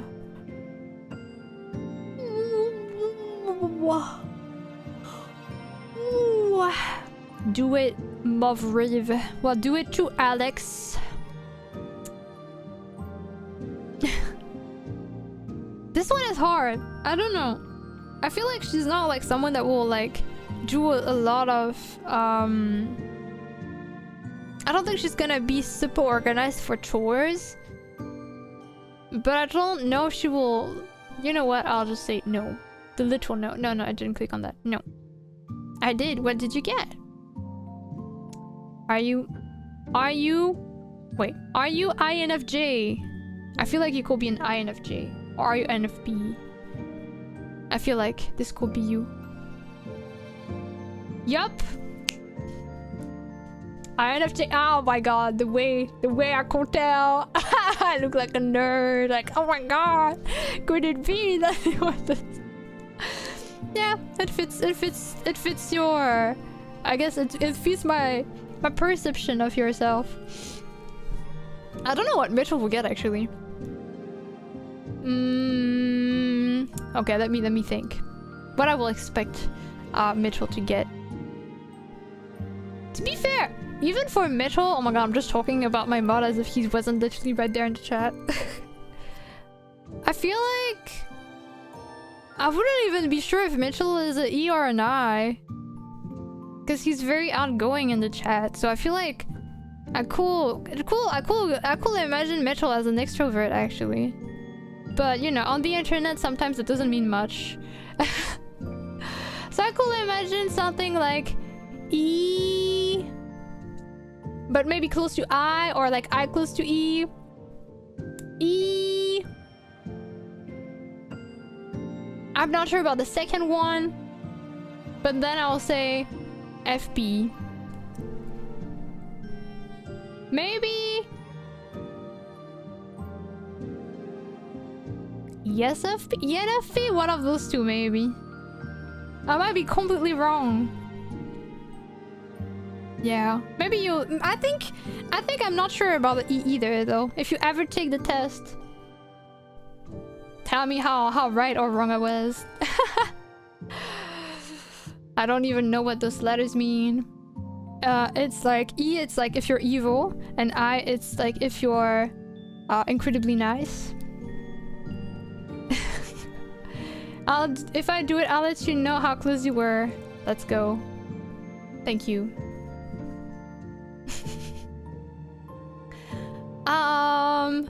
Okay, let's continue the MBTI test for Amelia. I don't even remember what I predicted for her. I should have written it down to see if I was right. Crap. I think I said something like E. Right now, I'm guessing she's gonna be ESTP. ISTP, sorry. But I don't know if that's what I said earlier.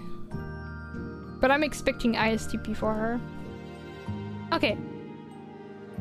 In this agreement, she prioritizes proving her point over than preserving the feelings of others. I probably think she does, actually. Waiting for others to introduce themselves. No, she doesn't. Like, she can introduce herself. Your mood can change very quickly. I think kind of. She can get pissed really fast. Here. You're not easily swayed by emotional arguments. Depends. Those sway in this case mean like she gets tired, like she will get like emotional, like sad, or like panicking, or mad, or just any. I could imagine her to get upset. So I think yes. I think she's pretty emotional. You know, it's those characters, and I mean, this is something that applies to real people too.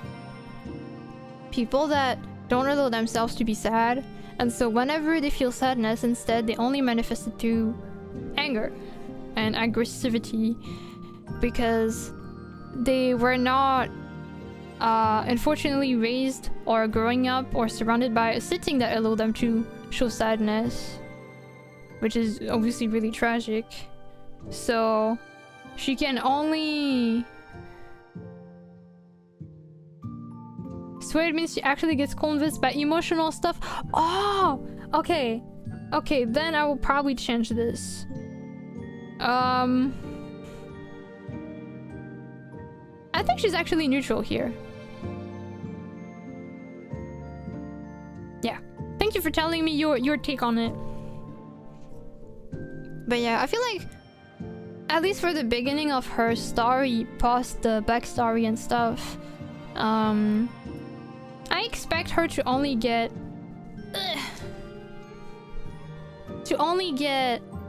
angry whenever she feels negative emotions, even if it's just sadness, because she doesn't know how else to express it, because she never was allowed to express sadness. I hope she gets to acknowledge sad times too. Also, welcome, low rank. I'm just insulting you, it sounds like, but welcome. Okay, you often end up doing things at the last possible moment. I feel like it depends on whatever she has to do. If it's like work, no, she will probably do it fast. If it's her own chores, she probably will do it last. I'll probably still say no, because the most important stuff is like her work. She enjoys debating ethical dilemmas. I think she doesn't really. I must confess, I imagine her to just be really bad at debating because she gets angry really fast. You prefer to be around others rather than on your own. She probably prefers to be alone.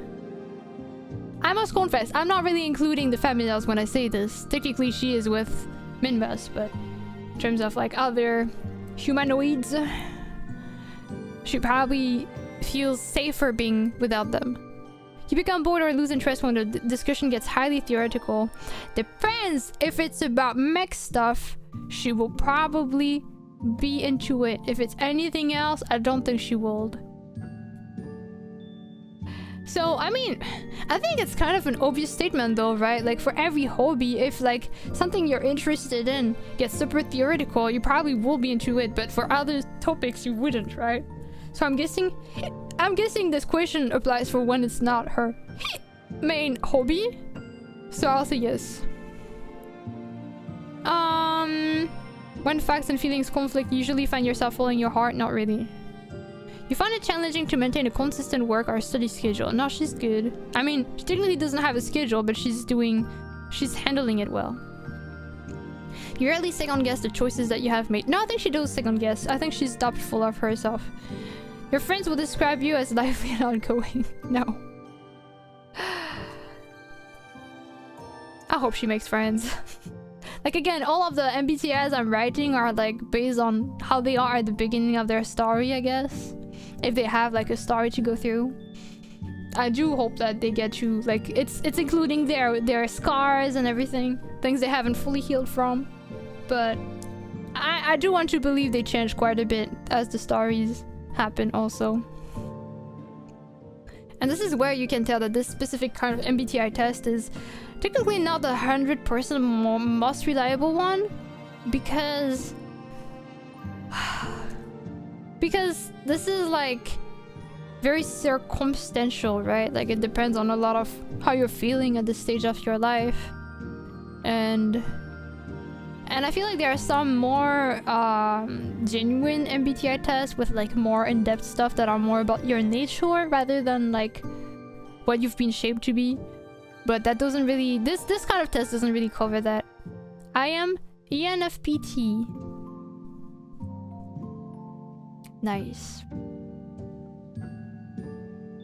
The fact that I have like NF people in my chat is not surprising. I don't know why. I used to be INFP for a long time. And then in the past, I don't know, 4 years, I've just been J. I changed. But again, I don't know if you really change a lot in like the more in-depth tests, so I take this with a grain of salt. Also have a nice little lunch metal. Okay, so drawn to various forms of creative expression. I didn't mean to click that. I don't think she's very drawn to that, no. She's rejecting a lot of creative stuff outside of mechanical stuff. You usually base your choices on objective facts. Yes. She doesn't have a to-do list. She does feel insecure. No, wait, I meant the opposite here. Does she avoid making phone calls? I don't think she cares, because it's just phone calls. She enjoys exploring unfamiliar ideas. Yes. Can she easily connect? Not really. She can talk to them, like she can strike a conversation, but being like forming a deep bond, probably not. Actually, God, despite what I said, I feel like she will be actually not bad. I don't know, it really depends on the subject. I'm just gonna keep it at that, I guess. If your plans are interrupted, your top priority is to get back on track as soon as possible. Probably, actually, to this extent. Not like the highest crazy priority, but she will probably want to get back on track. She's bothered by mistakes she made. Is she interested in discussing what the work will look like? Is she? I'm not sure. I'd say she's neutral, because she also wants to focus on the present.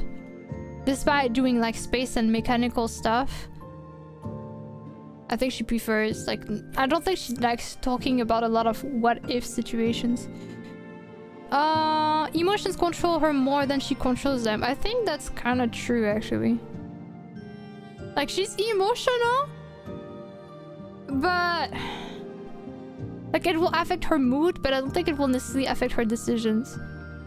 God, I realized her MBTI, I think, might be like, I think the T and F part might be closer. Like, it might be more nuanced than I thought it would be. Maybe she's gonna be F. And I think so far she's more likely to be T, though. When making decisions, you focus more on the affected people, how they might feel. No, I think she's gonna focus more on what's best. Your personal work style is closer to spontaneous bursts of energy than organized. It's true. She's, yeah, this, yeah. I don't think she's into philosophical stuff. And for this, I think she doesn't really... No, I think she prefers quiet places. If a decision feels right to you, you often act upon it without needing further proof. Just a little bit. Just a little bit. Does she feel often overwhelmed? No. She doesn't... I don't think she completes things methodically. She does it well, but not like this. You prefer tasks that require you to come up with creative solutions. Yeah. You're more likely to rely on emotional intuition than logical reasoning when making a choice.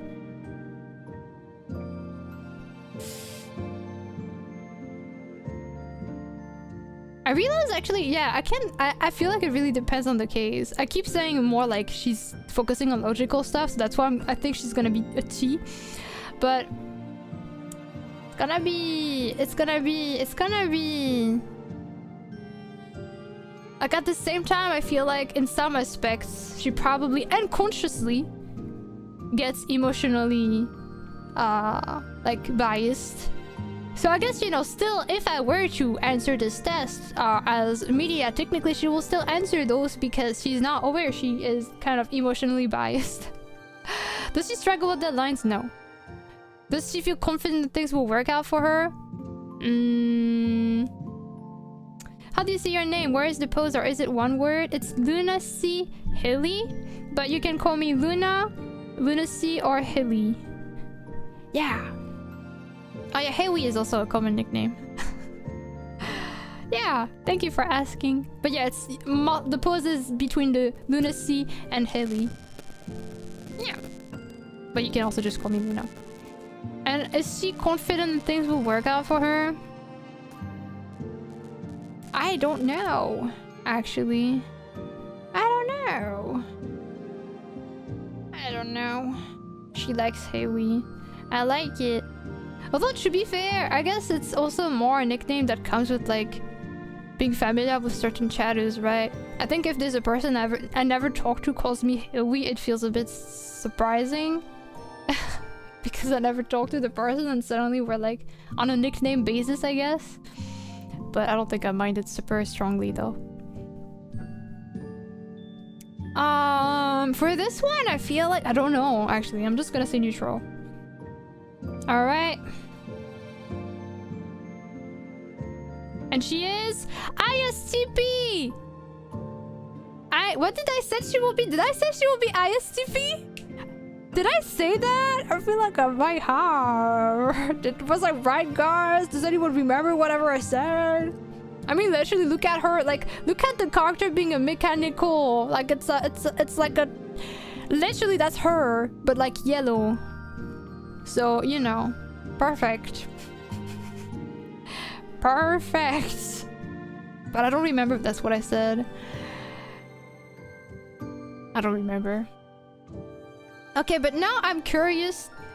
I'm curious as to if her F, like if her T and F letters are like kind of not extreme. Is it like in the 50s? Let's see.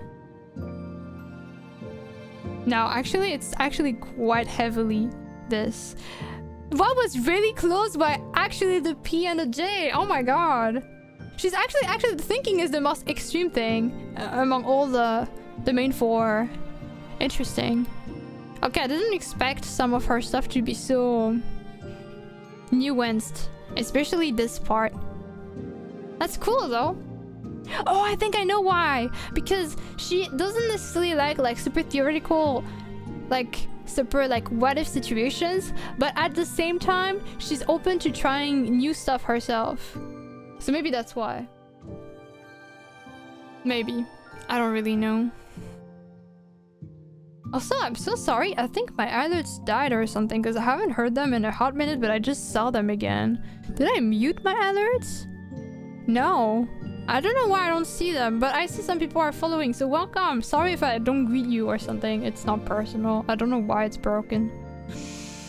I feel like she has confidence from the fact she feels she could get out of problems. I think it might depend on the problem itself though, but yeah. Luna knows how to MBTI. Do I? Haha. Thank you for the hydration. I feel like I might have said she was ISTP. And I feel proud. But yeah, okay. Okay. I'm gonna write this down. We're gonna move on to the other screen. And then... where's the other screen? Here! So! That's Chili. We don't work on Chili right now. Oh my god, so many characters open. So, her MBTI is ISTP T. Great. Just gonna write it down. Introvert.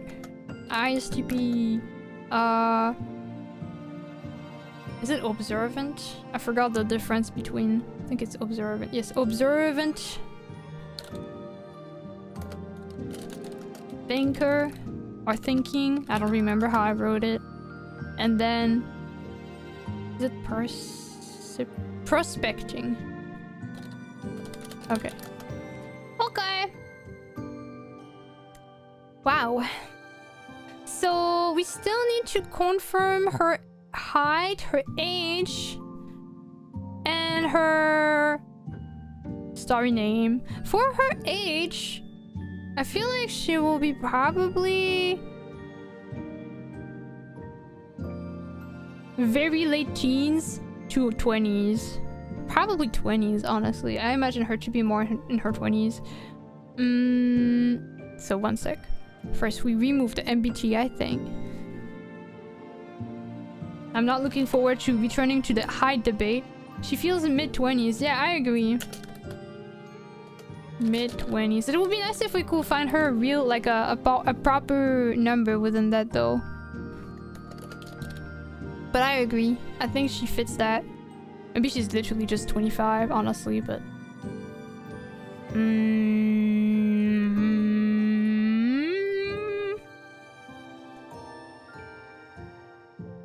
I could imagine being the fairy equivalent of 20-ish, but actually older because fairies don't age the same way as humans. So, like... As a fairy, she's 20-ish, but her age with, like, how the...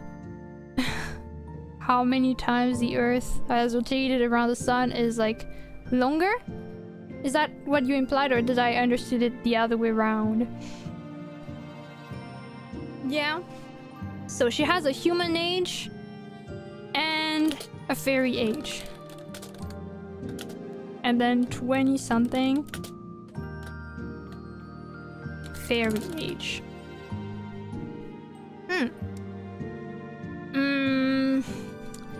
Let's try to find her some ages then.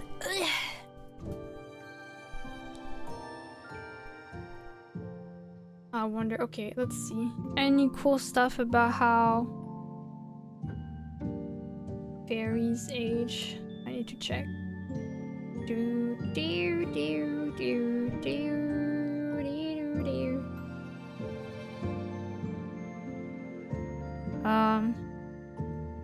Here. So let's see. I'll look up fairy age just to see if there's like some systems. An average fairy has a lifespan of 450 years, though there has been cases where fairies have lived past that age well into their 500 or 600 year. This is based on the next book fandom.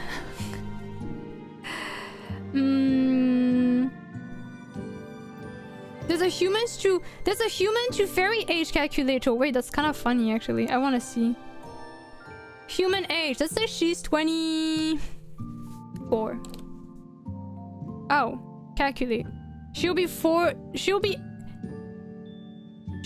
94 years old. That's kind of a lot. That's kind of a lot.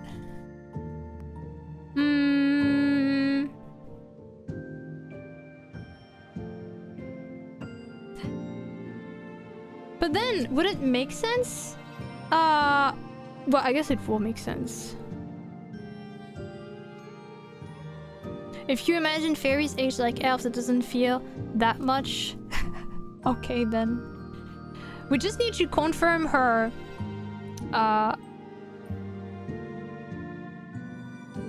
Wait, I just realized it's the other way around. Like, they give me the fairy age that's like... Fairy age are like older than human age. So like if I'm like a human is 26, as a fairy there will be 100. Oh, but it still makes sense actually. We just need to confirm the human age then. And then I'll change it. So actually it's... I think I have to write it as 20-ish for human and then older for fairies. Which is the equivalent but just a different system. Honestly, I could just put a randomizer between like random years. Random years, like random. Oh yeah, there's like I can do a randomizer based on like a range of numbers. Min max, yeah, I can do that. So if I want her to be 20, so I'll start with 20 as her age. And since we said mid at most, I don't know when you stop being mid-20s actually. Is it like 27, 26? I read 27, I guess. So she's gonna be between 20 and 27 years old. And the answer just tells me 20. You know, I shouldn't have said 20. But I guess she's just 20. Now wait, I'll start from 21. 27, probably the soft cutoff. What I mean is like, if she was born in 1925, that's 100 years old, but it's only 1/4 of a fairy life, so it's like she's 20 something, if that makes it clearer. It's just the converter I was using is different. But I get what you mean though. I get what you mean. I can, since I saw like someone saying that they're like fairies live to like 400 years or so, I could also just do the math of like, oh, okay, so 20, you know, let's say that a human lives like 100 years at most, usually less, but still it can happen. Then you do like math, which, you know, not my forte, but it's doable still. Okay, so as a fairy age, I just got the result 26, which I think is a fine age. I can see her actually being 26. So, welcome back, Metal! So, let's say 26, and then as a fairy, she will be... I have to do the math. I mean, wouldn't she be 100?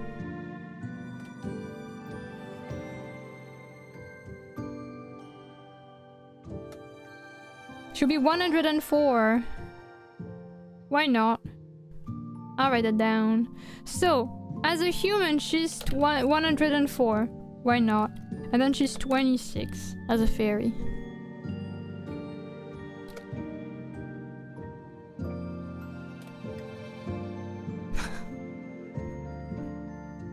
That's so long. That's such a long time. I feel bad. I actually thought of a lore drop while I was having a meat pie. Oh, tell us! Drop the lore. I'm gonna remove the age part.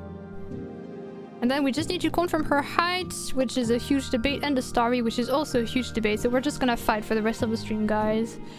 It's just gonna be us fighting. Okay, I'll just lower this to this amount, and then...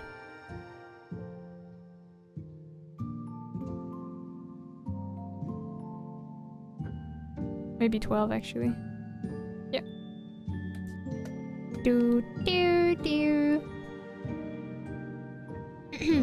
I didn't think it through before suggesting the fairy age thing, but it means she adapts quite well with new technologies, and that's more power to her.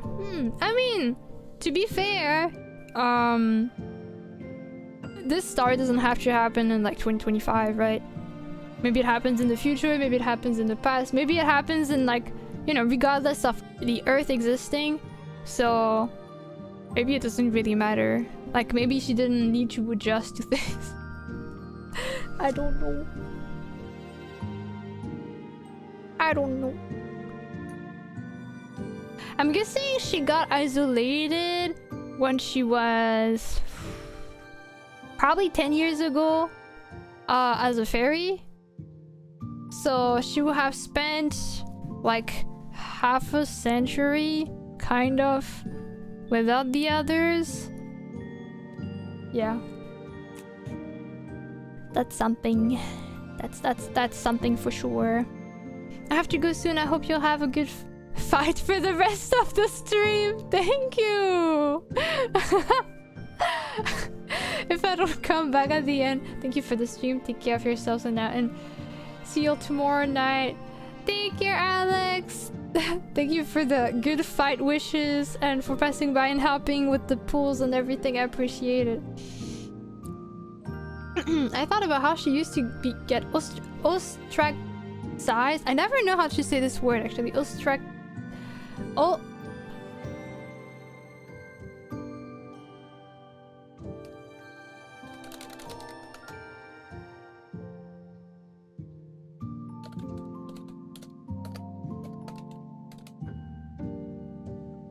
Ostracized. Ostracized, yeah.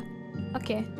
By the other fate that she ran away from the home, and she found upon a lone house in the woods who happened to be a blacksmith. She used to look at him work for afar, but eventually her curiosity got the better of her. But the old blacksmith decided to teach her because she reminded him of his daughter, which kickstarted her current knowledge. She did end up outliving him though, and living this in solitude for a while. The thing is, she doesn't live in the woods though. I think she lives in space now. Or actually, I realized that never was confirmed. That was just my assumption. But I always thought that she was just in space the whole time. Which was also why she was just doing a lot of like space tech stuff. Because, you know, like it's just like as if someone broke their car, you know. But this is a wholesome idea. Also, it could have just started it all. Because when she probably was a fairy, well, I mean, she still is a fairy, but when she started, like, the beginning of her fairy life before isolation, blah, blah, blah, she probably wasn't in space. So, you know, that probably was before she reached space. And then maybe that's what brought her to space. Maybe she couldn't go to space without her wings, but she left the woods after the passing of her mentor, and she's now in space. True. I'll write that down.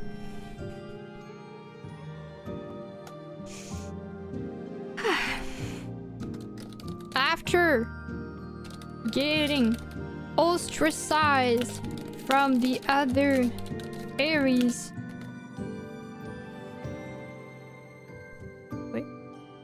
Just read that, I made a typo here. From the other fairies, Mitchell cooking both literally and metaphorically. So true. Then I read about her being ostracized actually in the lore traits. Instead of getting dust, okay, so as a fairy, Media was born with defective wings, which made her ostracized, not ostracized, from the other fairies. As such, she doesn't like to be associated to them. After getting ostracized from the other fairies, I'm just gonna detective wings, this is so stupid. And getting isolated far away from, you know how I kind of associate fairies to like woods also, like, you know, and like a lot of nature with a lake and trees and flowers and stuff like that. And so she probably ran away from that forest, but then maybe at the other edge of that forest, in the not so magical part, that's where she found the person. From the magical side of the forest, she found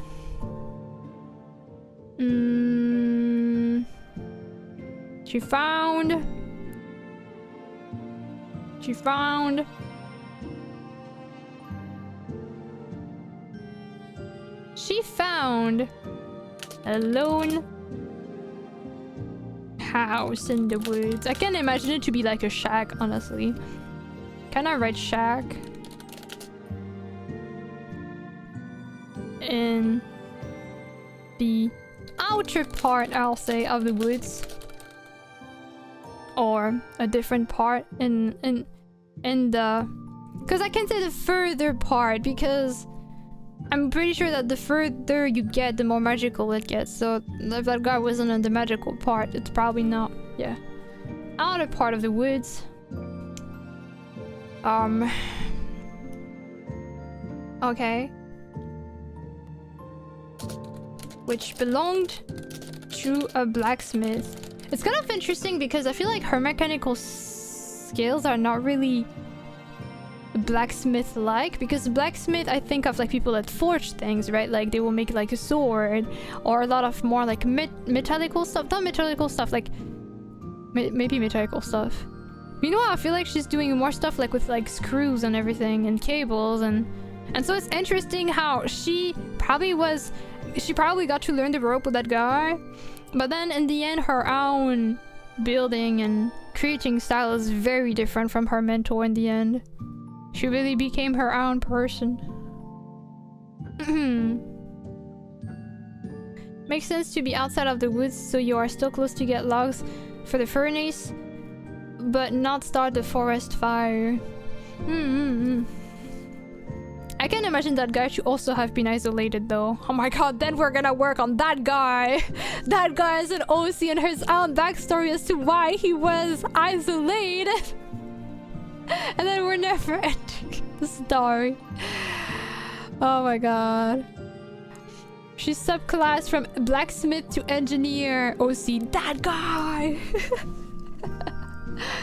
Okay, let me continue.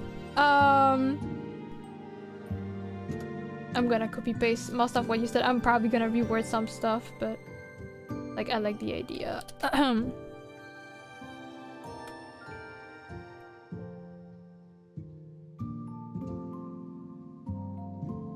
Media. One day found. Eventually, I'll just say. Found a shack, blah blah blah. Although she used to look at him work from afar.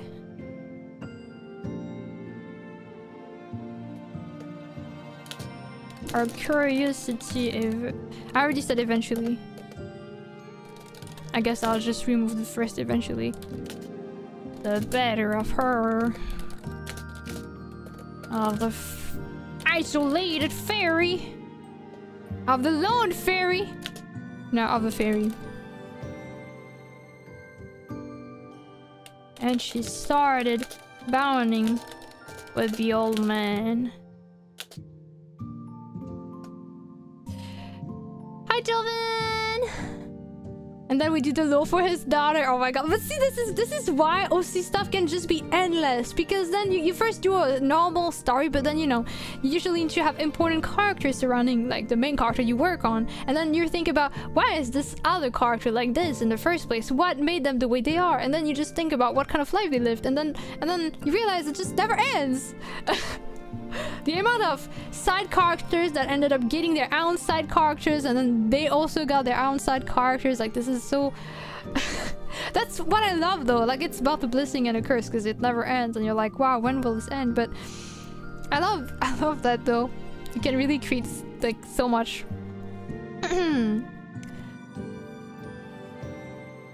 That's what a friend of mine calls a backstory ladder. When you start working on a backstory of a character from the backstory of a character from the backstory of... Oh my god, we said the same thing! But yeah, it's so true.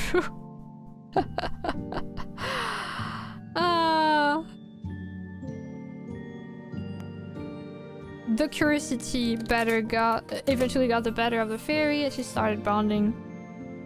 Forging a bond! Ha ha ha! Because he's a blacksmith! I'm sorry. He soon decided. Good one, streamer, thank you.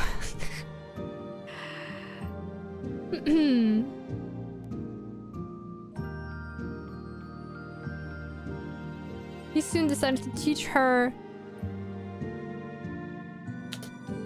his skills.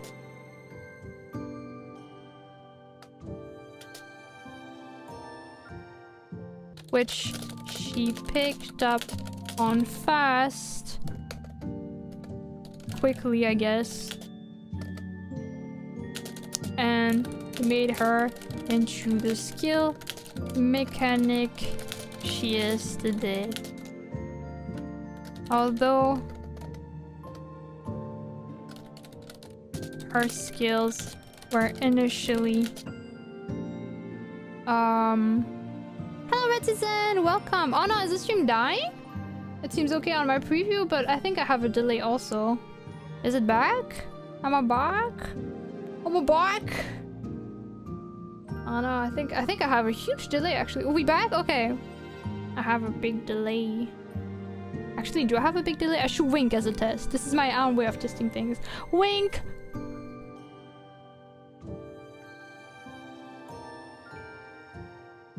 Yeah, it's a big delay.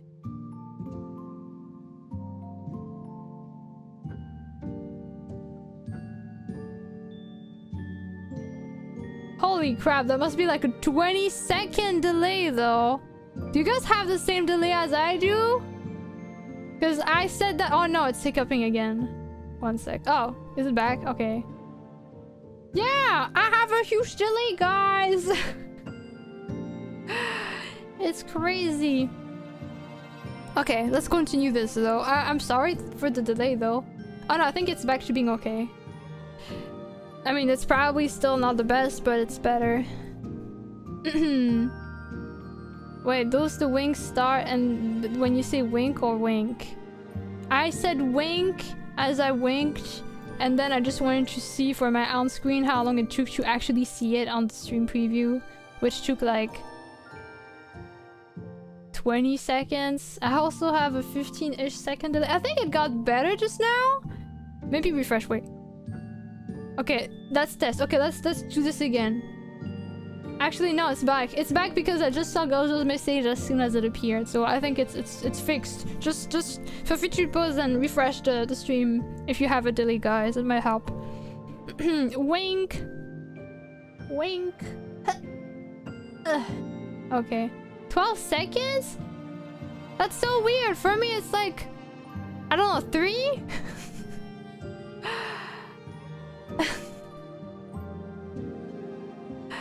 It's 3 for me. Winks Club.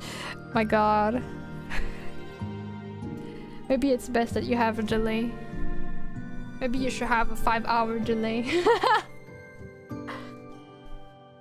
5 seconds after refreshing. Wink test 2. Well, just by saying this, you can probably hear that, like, when I start reading your message, right? It took 12 seconds for my wink message to appear on the overlay. That's so weird because it's not like this for me. So I feel like that means my net is actually okay-ish. Wait, let me test it again. I'm gonna send test. 0, 1, 2, 3. It took 3 seconds for it to appear. And that's not on my OBS, that's on my actual streaming preview. So I think it's actually not on me for once. I'm overseas, so my delay has always been big. That's crazy. I had 15 seconds and then 4 after refresh. Okay, I'm glad it got better though. Because at first, when I saw the delay was big, I was kind of concerned. But yeah. Okay, so let's keep going anyway. We only have 1 hour left. Oh my god. At least it's the last OC that we had to like do a lot of focus on. At least we know how to behave into winking. I mean, I wink regardless. I wink sometimes. I wink today even without this. And I winked even yesterday on stream with Tofi's collab. I'm a winker. The Huey part that goes for a wink. Hey wink. Huey wink. Man, wait, what? What happened? You scared me. What happened? I love Tofi's speak character. I told you about how sad she looked, right? It's so funny. She always looks so depressed. So anxious, but not as anxious as me seeing her getting abducted by the spiders every 5 minutes. My god. That was so much fun though. Anyway, let me finish writing this thing. Houston decided to teach her his skills, which she picked up on quickly and made her into the, I guess, talented. I hate this word, but I want to change it from skilled. No, I will say established. That's better. Where initially her,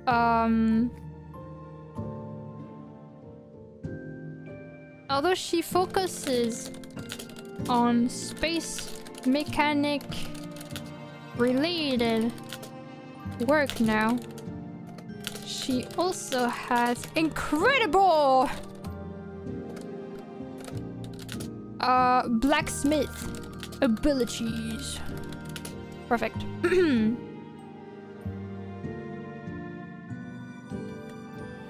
Who saw her?